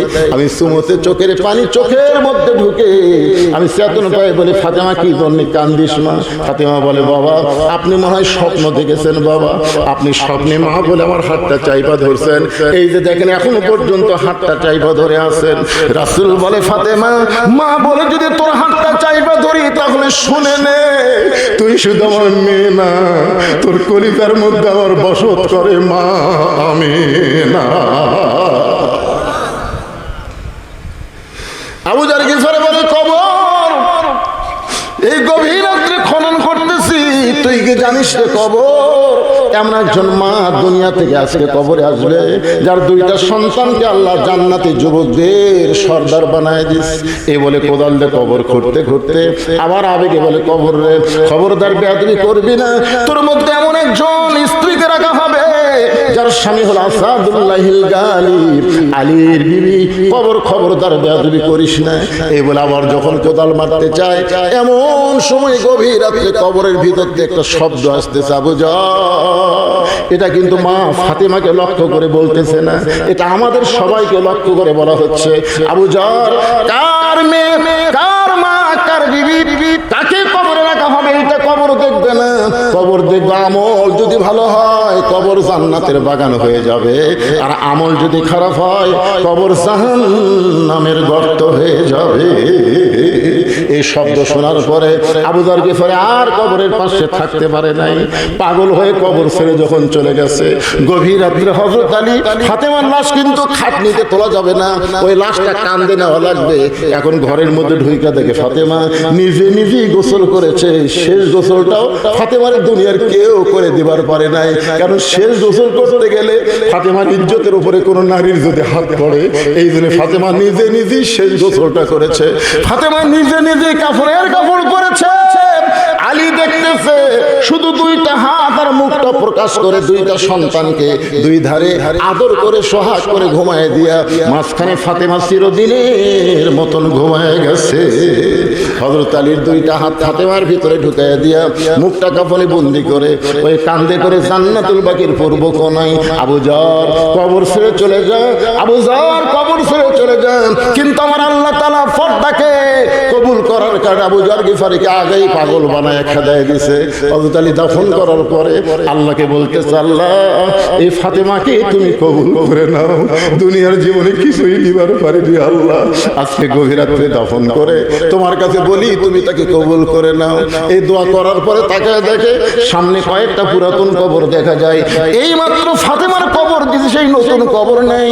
গোটা জান্নাতুল বাকি হযরত আলী দৌড়ায় বলে ফাতেমার কবর, ফাতেমার কবর। কে যেন বলতেছে, আলী রে ফাতেমা পর্দানিশী, আমি আল্লাহ জোহরা ডিগ্রি দিয়া ফাতেমার কবরটাকে কিয়ামত পর্যন্ত পর্দা করে দিয়েছি। আমার মায়েদের জন্য বলবো, মা এই যে আল্লাহ বললেন আমি জোহরা ডিগ্রি দিয়ে, এই জোহরা মানে কি? পুরুষের জন্য 1 নম্বর নেক আমল হলো নামাজ, আর নারীদের জন্য 1 নম্বর নেক আমল হলো পর্দা। মেয়েরা যদি পর্দার মধ্যে থাকে তাহলে নেক আমল করতে তাদের জন্য সহজ হয়ে যায়। আর বেপর্দা যদি হয় একটা আমলও আল্লাহ কবুল করবে না। আর পুরুষ মানুষ যদি নামাজ ধরে, একমাত্র নামাজে পারে মানুষকে যাবতীয় বেহুদা খারাপি কাজ থেকে বাঁচায় দিতে। আর একটা পুরস্কার আছে নামাজে, ফালিয়াবুদু রব্বা হাযাল বাইত আল্লাযী আত'আমাহুম মিন জু'ইন ওয়া আমানাহুম মিন খাউফ। আপনারা বলেন তো এই আয়াতের বাংলা অর্থ কি? খালি ঈদের নামাজ পড়েন নাকি? খালি ঈদের নামাজ পড়েন? ফালিয়াবুদু রব্বা হাযাল বাইত, ওই ঘরের মালিকের যারা গোলামি করবে অর্থাৎ যারা নামাজ পড়বে, আল্লাহ তাদেরকে দুনিয়াতে 2টা পুরস্কার সাথে সাথে দেবে। 1 নম্বর পুরস্কার হলো তাদের রিজিকের কোনো পেরেশানি থাকবে না। 2 নম্বর পুরস্কার হলো ভারত বলেন, আমেরিকা বলেন, রাশিয়া বলেন, ব্রিটেন বলেন, ফ্রান্স বলেন, কোনো কাফেরদের কোনো ভয়, যাবতীয় ভয় থেকে আল্লাহ তাকে পুরোপুরি নিরাপত্তা দিয়ে দিবে। জোরে কান সুবহানাল্লাহ। কারণ যাওয়া তো লাগবে, তোরা বোম মারবো, মার। ইমান কি বলবে? আমার জাতির ভিতর জন্য নমরুদের আগুনের চুলে যদি শান্তির বাগান হয় রে, তাহলে আমরা তার সন্তান। মার। ভারত মারা দিতে পারমাণবিক বোমা মারিছে ভাই, বিমানটা মারছে, বুঝলেন? মনে করছে মারবি ঢাকা, গোটা ঢাকা ভাঙচুর হয়ে শেষ হয়ে যাবে, মারবি একটা আপনাকে নওগাঁ। ওরা বোম মারতেছে, কিন্তু যেই মাটি পড়তেছে পড়ার সাথে সাথে বোম তাই মিষ্টি তরমুজ হয়ে যাচ্ছে। আচ্ছা, ইব্রাহিমের আগুনের চুলা যদি আল্লাহ শান্তির বাগান বানানো পারে, তা আল্লাহ সে আল্লাহ আছে না নাই? তাহলে বোম তরমুজ বানানো পারবি না? তো আমাকে ছোট বলে রে বিশাল তরমুজ রে, একটা 10 মণ 20 মণ করে ওজন। ওরা চাকুলিয়ে যে কাটতেছে আর সব আনন্দ করে খাচ্ছে। ওরা দূরবীন যন্ত্রে দেখতেছে কে রে বোমের খবর কি? হায় আমরা মান্য বোম, এরা কাটিয়ে খাচ্ছে। সুবহানাল্লাহ। ফেরাউন বারবার বলেছে মুসা কোন দিক দিয়ে যাবি? 3 দিকে শহীদ, একদিকে সাগর। আল্লাহ কয় মুসা ফেরাউন সাগর দেখে তুমি তাকায় দেখো, লাঠির বাড়ি মার। লাঠির বাড়ো মারছে, 12টা রাস্তা হয়ে গেছে। কি আল্লাহ পারে কি পারে না? কথা বলেন। তাসদিক বিল জানান, কলিজার মধ্যে ঈমান নেন, 5 ওয়াক্ত নামাজ ধরেন, সমস্ত ভয় ভীতি থেকে আল্লাহ পুরোপুরি হেফাজত করবে। 3 নম্বর হলো ওয়াতাওয়াসাউ বিল হক। 4টা বিষয় আলোচনা হবে, 2টা শেষ। রাত তো ঘড়ি 12টা পার হয়ে গেছে। কি করবেন? একটু আজকে দেরি করে তুলে দিচ্ছেন না, সারা রাত নয়, 2 বিষয় হয়ে গেছে। এখন ওয়াতাওয়াসাউ বিল হক। আপনারা জানেন আজকে ঢাকা কি হলো? এই কথা কন না কেন? আজকে ঢাকা কি হচ্ছে? বৃষ্টি হওয়া শুরু করে আজকে হেফাজতের কিছু একটা ঢাকাত হয়নি। কি জন্য সমাবেশ করছে কন্ত? এই আপনার কিছুই বোঝেন না। দেশের ছেলেমেয়েরা তোমরা কি নেট খোঁজো না? তোমরা কিছুই জানো না। হওয়ার জন্য আপনি জানেন বাংলাদেশের মেয়েদের পক্ষ থেকে ডক্টর ইউনূসের কাছে 350 পৃষ্ঠার একটা নারীর অধিকার চাওয়া হয়েছে। তার মধ্যে 1 নম্বর হলো এতদিন আমরা জানতাম ছেলে সম্পদ যা পাবে মেয়ে তার অর্ধেক পাবে, 2 মেয়ের সমান 1 ছেলে পাবে। আর ওরা বলতেছে সম্পদ সমান করে দেওয়া লাগবে, ছেলেও যা মেয়েও তা। আপনারা বলেন তো আল্লাহর কোরআনের উপরে কেউ যদি হাত মারে ওই হাত থাকবি? তা আল্লাহ বলেছে ছেলে 2 মেয়ের সমান পাবি, আর মেয়েরা অধিকার চায় যে আমরা সমান, বৈষম্য দূর করে ছেলে মেয়ে সমান। মেয়েরা বলতেছে ছেলে যদি খাড়া হয়ে পেশাব করা পারে মেয়েরাও করবে, সমান অধিকার। কি কি রাজশাহী পর্দার চরে জ্বালানি বানাচ্ছে অস্থায়ী ঘর, জ্বালানি অস্থায়ী ঘর বানাচ্ছে, হঠাৎ উঠছে ঝড়, চাটাইয়ের ঘর। এখন দরজা জানলা লাগিয়ে দিয়ে 2 দিন কাল আল্লাহ করতেছে, ঝড় থামে না। 1-8 ঘন্টা হয়ে গেছে। এখন স্বামী বলতেছে কে রে ঝড় তো থামতেছে না, আমার তো পেশাব লাগলো। বউ বলতেছে ইন্নাল্লাহ মা'আস সাবিরিন, ধৈর্য ধরেন। স্বামী বলে না আগে কিট করতেছে, কি করি না, দরজা খোলা যাবে না, দরজা খুললে ধুলে বেরিয়ে এসে সব মেখে যাবে। স্বামী কয় তাহলে ঘরের কোণাত করি, বড় মানুষ ঘরের কোণাত পেশাব করলে থাকা যাবে। স্বামী কয় তাহলে কি করি? বউ বলতেছে একটা কাম করেন, এতই যখন পেশাব লাগছে আপনি আমার কান্দর চড়ে উপরে চাটায় আপনার যন্ত্র মোতাবেক ছোট্ট একটা ছিদ্র করেন, তার যন্ত্র বের করে দেওয়া যায়, কোনো সমস্যা না। তো বইয়ের কান্দর চড়ে চাকু দিয়ে এরকম একটা ছিদ্র বানায়, ওই ছিদ্র দিয়ে যন্ত্র বের করে পেশাব করছে। 1-8 ঘন্টা হয়, ঝড় থামে না। বউ কয় আমারও তো পেশাব লাগলো, স্যার করাই আছে, তুই আমার কান্দর চড় ছিদ্র আর পেশাব কর। এবার বউ কান্দর চড়ে পেশাব করে, পেশাব দিয়ে স্বামীর বুক ভিতর হয়। স্বামী কয় কে রে কোথায় পেশাব করিস, কোথায় পড়ে? বউ কয় মরার স্বামী জানো না সব জায়গায় সমান অধিকার চলে না। জোরে কোন কথা ঠিক না? এই সব নাস্তিক হিজড়া মার্কা কতগুলো নারী অধিকারের নামে আজকে নাস্তিকতা প্রকাশ করে বাংলাদেশের লক্ষ লক্ষ তৌহিদ জনতা ঢাকায় আজকে কি করেছে? সমাবেশ করেছে। আর সমাবেশে যিনি আজকে সবচাইতে গরম বক্তব্য দিছে তার নাম হলো হক। কি হক দেখেন, অতাওয়া সাবিল হক, আজিজুল হক। ওনার বাপের নাম কি? সাইকুল হাদিস আজিজুল, কথা কর না একেবারে হক। ওনার বাপকে হাসিনা জেলখানাতে রাখছিল, ওযু করার পানি দেয়। মামুনুল হককেও জেলখানে রাখছিল, মনে করছিল জেলের ডান্ডা বাড়ি পায় নরম হয়ে বের হবি, নরম হসা। আগে যাইছিল তার চাইতে আরো গরম হচ্ছে। আজকের ভাষণে ইউনূস সরকারকে 2 সপ্তাহের আলটিমেটাম দিছে, যদি পছন্দ হয় হুজুর করো, তাহলে আমাদের কথা মানবি, না মানলে সাইদি হুজুর বলছিল 12 কোটি মুসলমান যখন গাছের গোড়া লাগাবে দাদা বাড়ি গিয়ে গিয়াত পড়বে। তোর এখন কথা ঠিক কিনা? আর গর্ত খুঁজা পাবারা আমাকে বগুড়া জেলায় একেবারে আওয়ামী লীগের মেম্বার থেকে শুরু করে এমপি পর্যন্ত একটা নেতাও নাই, উরবিক্ষণ যন্ত্রতে খুঁজা পাওয়া যাচ্ছে না। এরা গেল এত বছর পরে সাইদি হুজুর যে হক কথা বলেছিল এটা সত্য প্রমাণ হয়ে গেছে। কতক্ষণ না আজকে মামুনুল হক যে কথা বলেছে, হকের কথা বলতে হবে, হকের পথে চলতে হবে, প্রয়োজনে হকের জন্য জীবন দেওয়া লাগবে। কারা কারা জীবন দিবার পারবেন 2 হাত তুলে আবার আল্লাহকে দেখান, টান করে তুলে রাখেন লিল্লাহে তাকবীর। হাত নামান। আল্লাহ এই রাত 12টার পরে তাহাজ্জুদ রক্তে হকের পক্ষে দরকার হোক, প্রয়োজন হলে জীবন দেওয়া লাগবে, দিব। ডোনাল্ড ট্রাম্প বলেছে গাজা, এই গাজার লোকেরা তোমরা যারা আছো অযথা গাজায় থাকো না, তোমরা গাজা ছেড়ে অমুক জায়গায় চলে যাও, আমি ডোনাল্ড ট্রাম্প তোমাদের ভাঙ্গা বাড়ি চাঙ্গা করে বানায় দেব। গাজার মুসলমান ভাবতেছে এই কথা বলে তুই হকরে সরে দিয়ে আমাকে জায়গা তুই ইসরায়েলকে দিব। তুই কি মনে করছিস রে টাম? এই টাম জীবন দেব রে, মা বলে সন্তান গেছে, স্বামী গেছে, আমাদের জীবন দেব, কিন্তু আমরা গাজা ত্যাগ করব না। আল্লাহ কয় হকের পথে অবিচল থাকার কারণে তোর তো ত্যাগ করা লাগবে না। আজকে দেখেন ইসরায়েলের দৌড়াচ্ছে,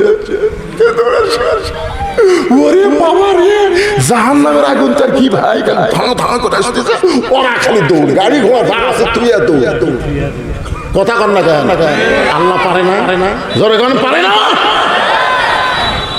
আল্লাহর প্রতি ভরসা করবেন। ওমাইয়া তাওয়াক্কাল আলাল্লাহ আলাল্লাহি ফাহুয়া হাসবুহু, আল্লাহর প্রতি ভরসা করে অবিচল ঈমানে যারা হক পথে থাকবে, নাসরুম মিনাল্লাহি ওয়া ফাতহুন কারীব ওয়া বাশশিরিল মুমিনিন। ওয়াতাওয়াসাউ বিস-সবর। 4 নম্বর বিষয়, একটু মনোযোগ দেন। এই ওটা বসা করেন একেবারে, আমার ঘড়ি নাই হাতে। আপনারা কি মনে করছেন আমি সারা রাতের বক্তা? 12টার পরে আমি কোনোদিনও ওয়াজ করি না। আজকে তুলে দিচ্ছেন দেরি করে 2-4 মিনিট হচ্ছে, তো লড়া আসলা করেন। খুব শর্টকাট করে 4টা বিষয় বলতেছি। ওয়াতাওয়াসাউ বিস-সবর, ধৈর্য ধরা লাগবে। যে মেয়ে বিয়ে হওয়ার পরে কোনোদিনও বাচ্চা হয়নি, এবার প্রথম বাচ্চা হবে। আপনার বলেন তো, প্রথম বাচ্চা হওয়ার সময় প্রসব ব্যথা ওই কি জানে না তো? দাদি নানি কিন্তু সবসময় কানে কানে সেটা হয়, সেই রকম হবি রে। কি বলবো প্রসবের কথা, মা বিনে সেই ব্যথা কেউ তো বুঝিবে না।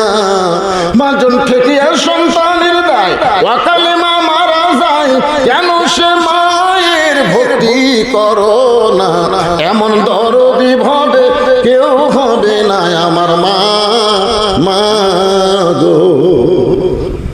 এখন আল্লাহর কাছে বলছে, আল্লাহ আমরা পেটের বাচ্চা থামো, কিন্তু প্রসব ব্যথা যেন বাপ পায়। এটা সাইদ হুজুরের ওয়াজ, মানে মেয়েরা অধিকার চাচ্ছে আমরা পেটের বাচ্চা লালন পালন করবো, কিন্তু বাইরে হওয়ার সময় যে ব্যথা এটা যেন বাপের হয়। আল্লাহ মেয়েদের দোয়া কবুল করছে, মনে করেন কবুল। কিন্তু এখন বাড়ির ম্যাডামের বাচ্চা হচ্ছে, ড্রাইভার খালি কান দিচ্ছে। স্বামী কয় কে রে, আমার বইয়ের বাচ্চা হচ্ছে, ড্রাইভার কান দেখেন। তার মানে বুঝতে পারছে ড্রাইভারের মাধ্যমে বাচ্চা পেটে যাচ্ছে। মেয়েরা কয় না আল্লাহ যার ব্যথা তাকে দেন, ধরা পড়ার আগে কি কোনোদিনও ব্যথা পাইনি, এবার প্রথম ব্যথা। যেই প্রসব ব্যথা শুরু হয়ে গেছে, এখন মা খালি চিল্লাই, মরে যাবো, গলার দড়ি দেবো, বিষ খাবো, মরে যাবো, গলার দড়ি দেবো, বিষ খাবো। এমন সময় দাদি নানি দৌড়ে আসে, কি এগুলো কি ভুল বলতেছিস? সেই রকম ব্যথা। তুই কি জানিস মায়ের পায়ের তলে সন্তানের জান্নাত? কোন কিতাবে লেখা নাই পুরুষের পায়ের তলে জান্নাত, স্বামীর পায়ের তলে জান্নাত। এটা ভুয়া কথা। মায়ের পায়ের তলে জান্নাত, এটা হলো সহি কথা। তাহলে জান্নাত কি পুরুষের পায়ের তলে না নারীর? আর সেই নারী যদি মা হয়, তো তোর পায়ের তলে জান্নাত হবি। কান্দিস সব ঘরের মধ্যে যা বলতেছে, ধৈর্য ধর। তুই চিল্লাচিল্লি করলে গ্রামের লোক মনে করবে একটা মা হলো কেরে, খালি চিল্লাচিল্লি করতে। ধৈর্য ধর, সেই একেবারে দাঁতের উপর দাঁত দিয়ে দাদির রেখে নরম কাপড় পানির মধ্যে চুবড়াই করে গোটাল কপালে দিচ্ছে। ধৈর্য ধর, সবর ধৈর্য ধর। এই ধৈর্য ধর করতে করতে ধাই মাথায় টান দিন চোখের এদিকে ধৈর্য ধর, কানের কাছে মুখ লাগাই, মুখের কাছে মুখ লাগাই, ধৈর্য ধর, আবার ধৈর্য ধর। আর ধাই মাথায় টান। আমার দাদি আমারে কইছে, তোর তখন টাটা ভাই করছি, ভাই তোর মাথা লম্বা হয়ে গেছিল। পরে তোর মাথা আমরা থাবড়ে গোল করছি। চিন্তা করছেন কি কষ্ট হওয়ার মা দিছে। এখন মা দাঁতের উপর দাঁত করতেছে। এক সময় ধাইমা বাচ্চা ধরে টান মারছে আল্লাহর নাম নিয়ে। বাচ্চা দুনিয়াতে মেয়ে বলে কাঁদতেছে। এদিকে মা বেহুশ হয়ে গেছে, মার আর হুঁশ নাই, এত ব্যথা। সন্তানকে গোসল করায় ওই সন্তান যখন মায়ের উপর দেয়, মায়ের বুকের উপরে দেয়, মা হুঁশটা ফিরে পাইয়া সন্তানকে হাত দিয়ে আগলে নিয়ে মুখের কাছে নিয়ে মুখে গালে চুমা খায়। দাদি নানি বলতেছে, চুমা কেন খাস? এ তোর প্রসব ব্যথা দিল, কষ্ট দিল, তুই বেহুশ হয়ে গেলি, এর লাঠি মার ফাইলা দে, এর জন্যই তো গলার দড়ি দিবার চাইলি, এর জন্য বিষ খাবার চাইলি, এর জন্য আত্মহত্যা করবার চাইলি, আরে ফাইলা দে, বুকের ওপর রাখিস না। মা তখন বলে, দাদি আগে বুঝি নাই, না বুঝে আমি বলছি আত্মহত্যা করবো, বিষ খাবো, গলার দড়ি দিব। কিন্তু সন্তান বুকে নেওয়ার সাথে সাথে আমার প্রসবের ব্যথা আমি সব ভুলে গিয়েছি। দাদি সন্তান বুকে নেওয়ার পর মা সমস্ত যন্ত্রণা ভুলে যায়। আমরা বাংলার মুসলমান, হাসিনার সময় আমরা প্রসব ব্যথার মতন নানা ধরনের কষ্ট পাইছি। কারে ফাঁসি দেওয়া হয়েছে, কারে জেলে দেওয়া হয়েছে, আমাকে পর্যন্ত 9 বার জেলের মধ্যে ঢুকাইছে, আমার 2টা আঙ্গুল ভাঙ্গা দিয়ে হাতের মধ্যে খুঁটা ঢুকাই দিয়ে আমাকে রিমান্ডে নিয়েছে। এত কষ্ট সহ্য করেছি, এত কষ্ট সহ্য করার পরে ধৈর্য ধারণ করেছি। সেই দিন আমরা কবে পাবো যেদিন বাংলার জমিনে সবুজ পতাকার সঙ্গে লাল সবুজ পতাকার সাথে সাথে কলেমার পতাকা পথ পথ করে আসমানে উড়বে। যেদিন কলেমার পতাকা উড়বে সেদিন আমাদের এই কষ্ট, এই যাতনা, এই যন্ত্রণা সার্থক হবে। জোরে কোন কথা ঠিক কিনা? ধৈর্য ধরা লাগবে বাজান। আরো বিপদ আপদ মুসিবত আমাদের সামনে আসতে পারে। আল্লাহর পথে থাকতে গিয়ে নানা ধরনের বিপদ আসবে। আল্লাহ বলেছেন, ওয়ালা নাবলুওয়ান্নাকুম বিশাইয়্যিন মিনাল খাউফি ওয়াল জুই ওয়া নাকসিম মিনাল আমওয়ালি ওয়াল আনফুসি ওয়াস সামারাতি ওয়া বাশশিরিস সাবিরিন। মাগরিব এশার নামাজ কারা কারা পড়েননি হাত তোলেন, এটা আমি বলবো না। কিন্তু কারা কারা ফজরের নামাজ পড়বেন না তারা একটা হাত তোলেন তো। যারা যারা ফজরের নামাজ পড়বেন না তারা একটা হাত তোলেন। মাশাআল্লাহ। আচ্ছা, প্রতিদিন আপনারা 10টার দিকে ঘুমান, আজকে যে এখন এই 12:30 বাজবে, তাহলে আজকে ঘুমালে আপনি পাবেন? আজকে ঘুমানোর সময় আমি আপনাদের একটা অনুরোধ করতেছি, আজকে ঘুমানোর সময় শোনেন, আজকে ঘুমানোর সময় আপনারা ওযু করবেন। প্রতিদিন তো পেশাব করে যে ঘুমান, আজকে পেশাব যদি করেন, করার পরে ওযু করবেন। ওযু করার পরে কিবলামুখী হয়ে আল্লাহুম্মা বিইসমিকা আমুতু ওয়া আহইয়া, তারপরে দরুদ শরীফ 3বার, সূরা ইখলাস 3বার পড়ে সকলে জবান খুলে বলেন, আশহাদু আল্লা ইলাহা ইল্লাল্লাহু ওয়াহদাহু লা শারীকা লাহু ওয়া আশহাদু আন্না মুহাম্মাদান আবদুহু ওয়া রাসূলুহু আল্লাযী أرسل رسوله بالحق بشيرا ونذيرا وداعيا إلى الله بإذنه وسراجا منيرا فقد قال الله تعالى في كلامه المجيد والفرقان الحميد। জবান খুলে সকলে পড়েন, আউযু বিল্লাহি মিনাশ শাইতানির রাজিম। বিসমিল্লাহির রহমানির রহিম। ওয়াল আসরি ইন্নাল ইনসানা লাফি খুসর ইল্লাল্লাযীনা আমানু ওয়া আমিলুস সালিহাত وتواصوا بالحق وتواصوا بالصبر إن الله وملائكته يصلون على النبي يا أيها الذين آمنوا صلوا عليه وسلموا تسليما اللهم صل على محمد اللهم صل على سيدنا محمد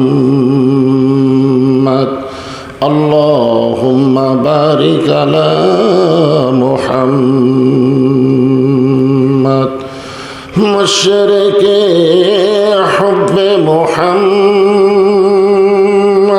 সকলে বলি সাল্লাল্লাহু মতলায়ে দিওয়ানি মা मतलाए खुर्शीद इश्कास सीनाए सो जाने मा बलगल उला बिकमालिही कशफत दुजा बिजमालिही हसनत जमीओ खिसालिही सल्लो अलैहि व आलिहि अल्लाहुम्मा आमीन। জান্নাতের বাগান থেকে জান্নাতি মানুষদেরকে নিয়ে গভীর রাতে আমি গুনাহগার তোমার রহমতের দরজায় দোখানা হাত তুলেছি আল্লাহ। হাসরের ময়দানে জব্বার আর কাহার নামী রূপ নিয়া তুমি যখন বিচার শুরু করবে, তোমার সামনে দাঁড়ায়া সমস্ত নবীরা নাফসি নাফসি বলে কাঁদতে থাকবে। এমন কঠিন অবস্থা হাসরে হবে, সেদিন সমস্ত নবী তার উম্মতকে ভুলে যাবে, শুধু বলবে আল্লাহ আমার কি হবে, আমার কি হবে। একমাত্র দরদি নবী শাফাতের কান্ডারি ইয়া রব্বি হাবলি উম্মতি বলে সেজদায় পড়ে যাবে। সেই কঠিন মুসিবতের সময় আজকের এই মাহফিলকে ওসিলা করে আমাদের সবাইকে রাসূলের উম্মতের কাতারে আল্লাহ কবুল করে নিও। সুবহান রাব্বিকা রব্বিল ইজ্জাতি আম্মা ইয়াসিফুন ওয়া সালামুন আলাল মুরসালিন ওয়ালহামদুলিল্লাহি রাব্বিল আলামিন। লা ইলাহা ইল্লাল্লাহ লা ইলাহা। আল্লাহর জিকির করবেন না আপনারা? সকলেই জবান খোলেন আল্লাহর হস্তে। আল্লাহ রাসূল বলেছেন, কোনো ব্যক্তি সারা জীবন যদি পাপ করে আর মৃত্যুর সময় এই কলেমা যদি তার জবানে জারি থাকে, শুধুমাত্র কলেমা জারি থাকার কারণে আল্লাহ তার জীবনের সব গুনাহ মাফ করে দেয়। তাও সুবহানাল্লাহ বলে না। এই কলেমাকে কি বলা হয়? আফজালুজ জিকির। আফজালুজ জিকির, যত জিকির আছে সবচাইতে উত্তম জিকির হচ্ছে লা ইলাহা ইল্লাল্লাহ। সকলেই জবান খোলে লা ইলাহা ইল্লাল্লাহ লা ইলাহা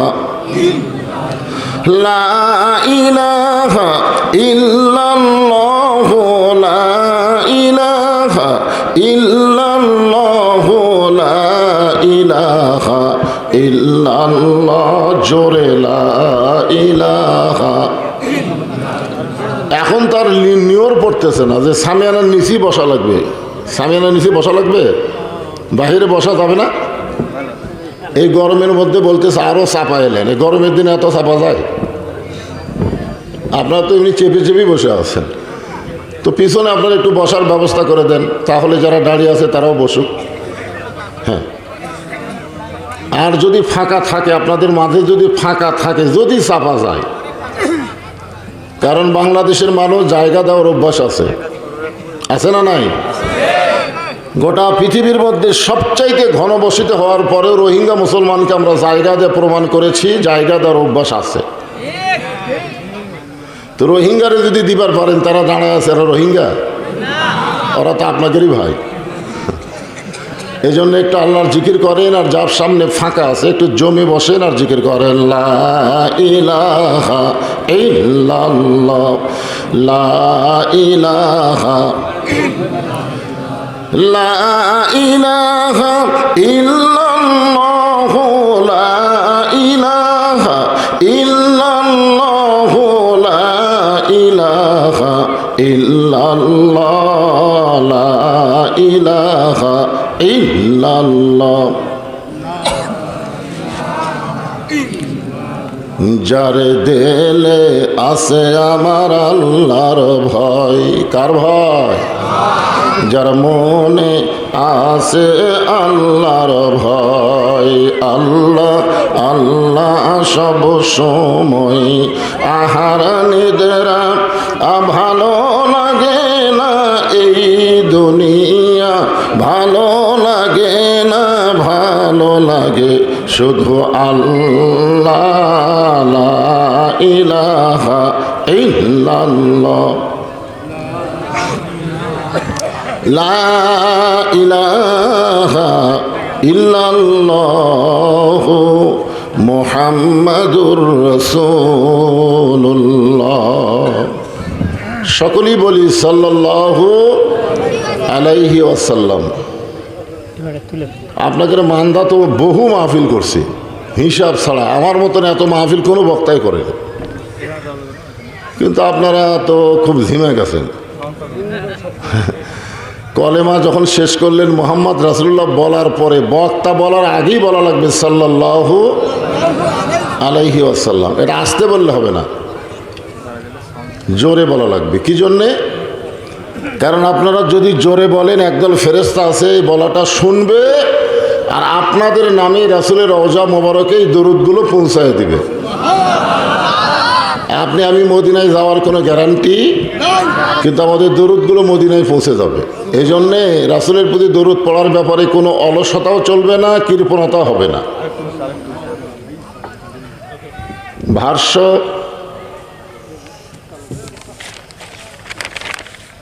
দক্ষিণ পাড়া ঈদগাহ ময়দান কমিটি কর্তৃক আয়োজিত আজকের এই তাফসিরুল কোরআন মাহফিলে আল্লাহ তাআলা যিনাকে সম্মানিত সভাপতির আসনে কবুল করেছেন, জনাব মোহাম্মদ সাইফুদ্দিন, ভাষ্য ইসলামিয়া দাখিল মাদ্রাসার সম্মানিত ছুফার, একদিক দিয়ে আমার ক্লাসমেটও হয় আর কি। তো আমার বন্ধুবর আজকের মাহফিলের সম্মানিত সভাপতি, আজকের এই মাহফিলের সম্মানিত সহ সভাপতি বৃন্দ, সম্মানিত প্রধান অতিথি আসে নাই, ওনার প্রতিনিধি এসেছেন, সম্মানিত বিশেষ অতিথি, সম্মানিত অতিথি, সম্মানিত আমন্ত্রিত অতিথি, হাইরে অতিথি, সুবহানাল্লাহ, সমস্ত অতিথিবৃন্দকে অন্তরের অন্তঃস্থল থেকে আমি শুভেচ্ছা জ্ঞাপন করছি। সম্মানিত ওলামায়ে কেরাম, এ জাতির শ্রেষ্ঠ সন্তান আলেম ওলামা, আপনারা বিশ্বাস করেন বা না করেন অসুবিধা নেই।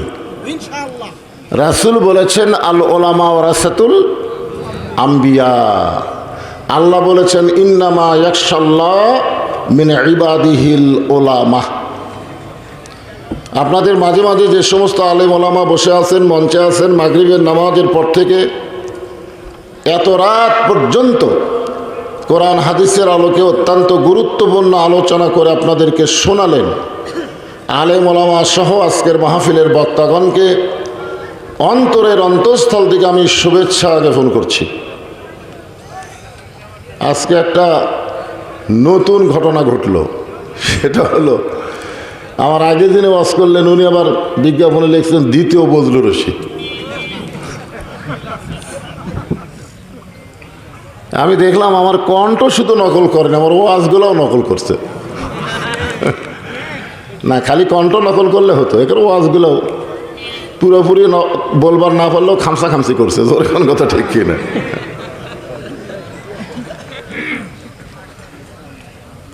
আমার সামনে যেনারা বসে আছেন, এই গ্রামে আমি প্রথম আসলাম, আপনারা মনে হয় প্রথম মাহফিল করতেছেন নাকি?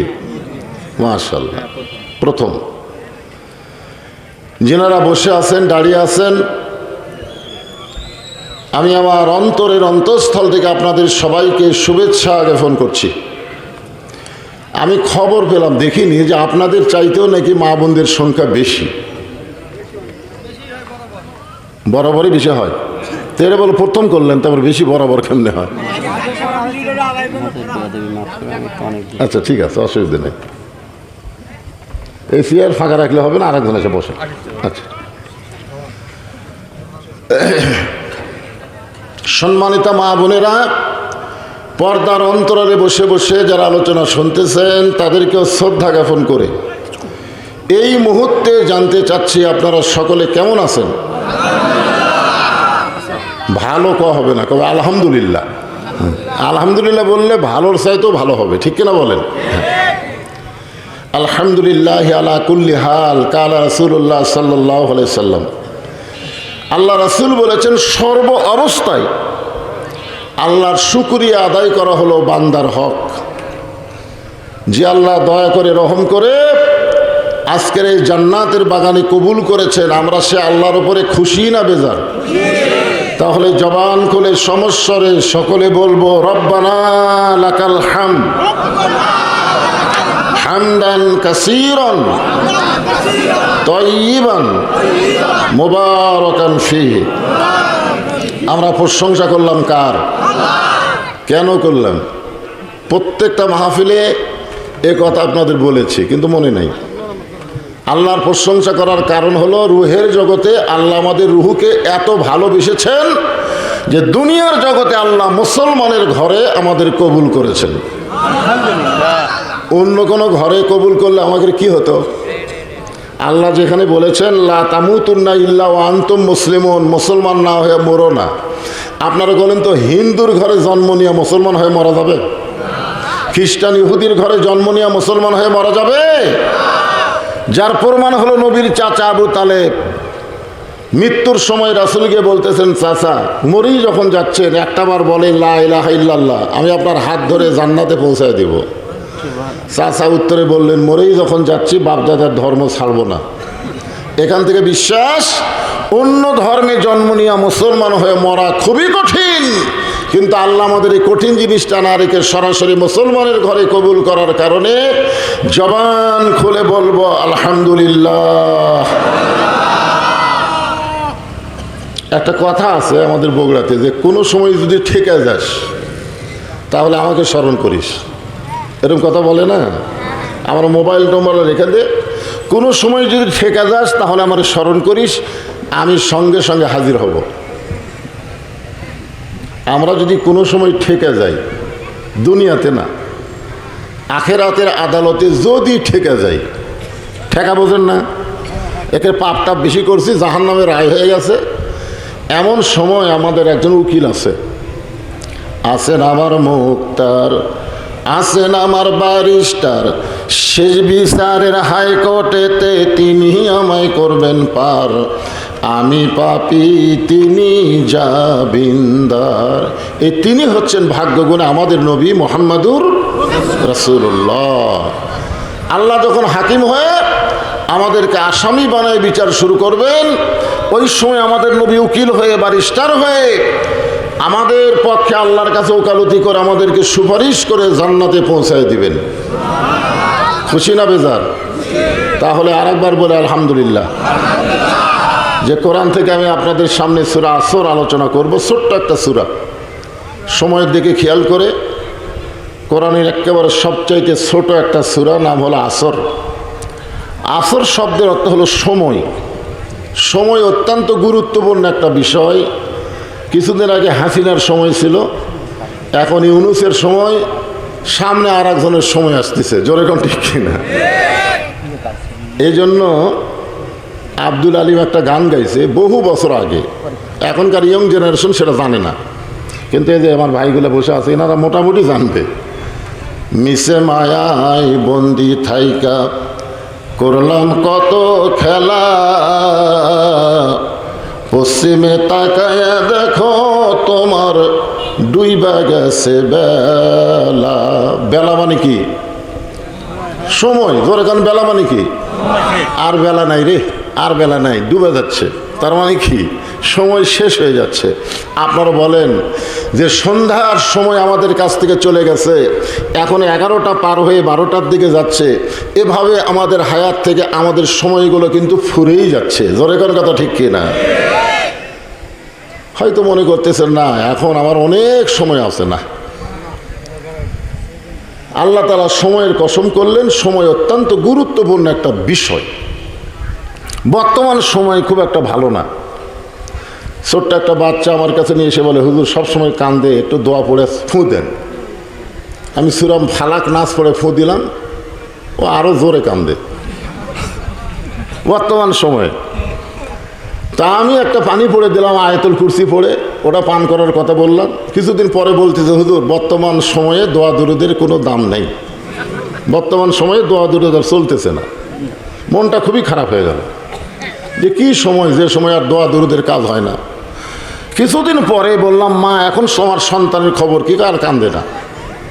বলে না কান্দার কারণ কোন দোয়া হয়েছে? বলে দোয়া লাগেনি হুজুর, যখনই কান্না শুরু করে দেয় মোবাইল চালু করি, মোবাইল চালু করলে কান্না থেমে যায়। আমার ছেলে মোবাইল ছাড়া ভাতও খায় না। যে সময় চলতেছে এ সময় কি ভালো?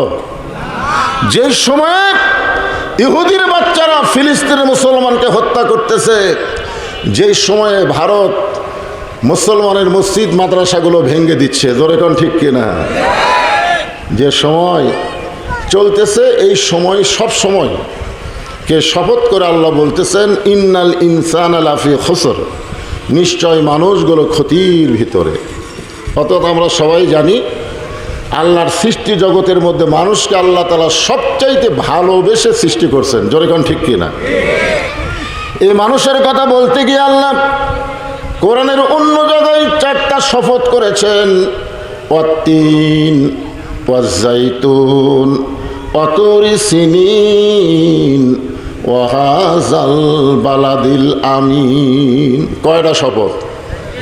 ওয়াত্তিন ওয়াজ্জাইতুন ওয়াতুরি সিনিন ওয়াহাজাল বালাদিল আমিন। এই 4টা শপথ করে আল্লাহ বলতেছেন, লাকাদ খলাকনাল ইনসানা ফি আহসানি তাকবীম, মানুষকে আমি সর্ব উত্তম অবয়বে আকৃতিতে সৃষ্টি করেছি, জোরে কোন সুবহানাল্লাহ। তাহলে আল্লাহর যত সৃষ্টি আছে, মাখলুক আছে, তার মধ্যে মানুষকে কি বলা হয়? আশরাফুল মাখলুকাত। সমস্ত সৃষ্টির মধ্যে শ্রেষ্ঠ হলো মানুষ। আর এই মানুষকে লক্ষ্য করে ছোট বাচ্চা কাঁদে নাকি? কে এত রাত্রি এত নাচে?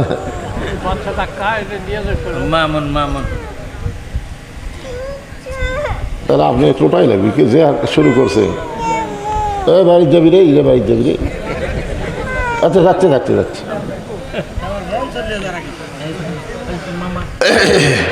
আয়াতুল কুরসি পড়ে বুকুতে একটা ফুঁক দিয়ে ঘুমাই দেবেন। অন্য দিনে 7 ঘন্টা ঘুম পারলে যে শান্তি হয়, আজকে 2.5 ঘন্টা ঘুম পারলে আল্লাহ সেই শান্তি আপনার কলিজায় দিবে। রাজি আছেন সবাই? তাহলে কারা কারা ফজর নামাজ পড়বো একটু আল্লাহ খাত দেখায়? আল্লাহ দেখেন, আল্লাহ লিল্লাহি তাকবীর। আল্লাহ প্রথম মাহফিল করছে এই ছেলেরা। আল্লাহ আল্লাহ এদের সবচাইতে বড় লাভ হলো আজকে সবাই ফজর নামাজ পড়ার জন্য আল্লাহর কাছে হাত দেখা। আল্লাহ সবাইকে ফজর নামাজ জামাতের সঙ্গে আদায় করার তৌফিক দান করো। সকলে বলে আল্লাহুম্মা আমিন। ইস্তিগফার পড়ে আস্তাগফিরুল্লাহ রব্বি মিন কুল্লি যামবি ওয়া তুবু ইলাই লা হাওলা ওয়ালা কুওয়াতা ইল্লা বিল্লাহিল আলিয়্যিল আযীম। প্রধান অতিথি 10,000 হয়ে গেছে, এগুলো আর বলা লাগবে না, মনোযোগ করে দিন। আল্লাহ যাচ্ছেন কেন? হাতটা তোলেন। আল্লাহুম্মা আমিন। আল্লাহুম্মা আনতাস সালাম ওয়া মিনকাস সালাম তাবারাকতা ইয়া যাল জালালি ওয়াল ইকরাম। আয় আল্লাহ, জীবনের প্রথম মাহফিল করেছে আল্লাহ বৈশাখ মাসে। আল্লাহ চারিদিকে বৃষ্টি হচ্ছে, কিন্তু হাস্যর মাহফিলকে তুমি কবুল করেছো আল্লাহ, যার কারণে কোনো বৃষ্টি নাই, এমনকি আসমানে মেঘও পর্যন্ত নাই। আবহাওয়া অন্য দিনের চাইতে আজকে অনেক শীতল হয়ে গেছে আল্লাহ। তোমার বান্দারা ঘন্টার পর ঘন্টা কোরআনের মাহফিলে বসে আলোচনা শুনলো। আজকের মাহফিল আমাদের সকলের জীবনের জন্য হেদাত এবং জান্নাত হিসাবে কবুল করে নাও আল্লাহ। এরা যে উদ্দেশ্যে মাহফিল করেছে আল্লাহ, এদের উদ্দেশ্যকে কবুল করে নাও। ঈদগার মাঠকে কবুল করে নাও। এই মাঠের যারা তদারকি করতেছে, সভাপতি, সেক্রেটারি, কেশিয়ার, সবাইকে কবুল করে নাও আল্লাহ। গ্রামের প্রতি রহমত বরকতের দরজা খুলে দাও। আজকের মাহফিলের সম্মানিত সভাপতি আমার বন্ধুবর, আজকের মাহফিলের সহসভাপতি, আজকের মাহফিলের প্রধান অতিথি, বিশেষ অতিথিবৃন্দ, আলেম ওলামা, হাফেজ, কারি, ইমাম, মুয়াজ্জিন, হাজী সাহেব, মুরব্বী, কচিকাঁচা বাচ্চারা, পর্দার অন্তরালের মা বোনের আল্লাহ, সকলকে আল্লাহ আপনি কবুল করে নেন আল্লাহ। আজকে সূরা আসর যেটা আলোচনা করলাম, এই আলোচনা মোতাবেক আমাদের সবাইকে আমল করার তৌফিক দেন। ফজরের নামাজ জামাতের সঙ্গে আদায় করার তৌফিক দেন আল্লাহ। আমাদেরকে ছেড়ে আমাদের বাপ মা কবরে গেছে আল্লাহ, রব্বির রহমহুমা কামা রব্বায়ানি সগীরা। আল্লাহ বাপ মার কবরকে জান্নাতের টুকরা বানায় দাও আল্লাহ। প্রত্যেক বছর এরা যেন কোরআনের একটা করে মাহফিল করতে পারে এমন ইমানি শক্তি ভার্স গ্রামকে দান করে দাও, ভার্স দক্ষিণ পাড়াকে দান করে দাও আল্লাহ। সুবহান রাব্বিকা রব্বিল ইজ্জাতি আম্মা ইয়াসিফুন يصفون والسلام على المرسلين والحمد لله رب العالمين وارحمنا معهم برحمتك يا أرحم الراحمين السلام عليكم ورحمة الله وبركاته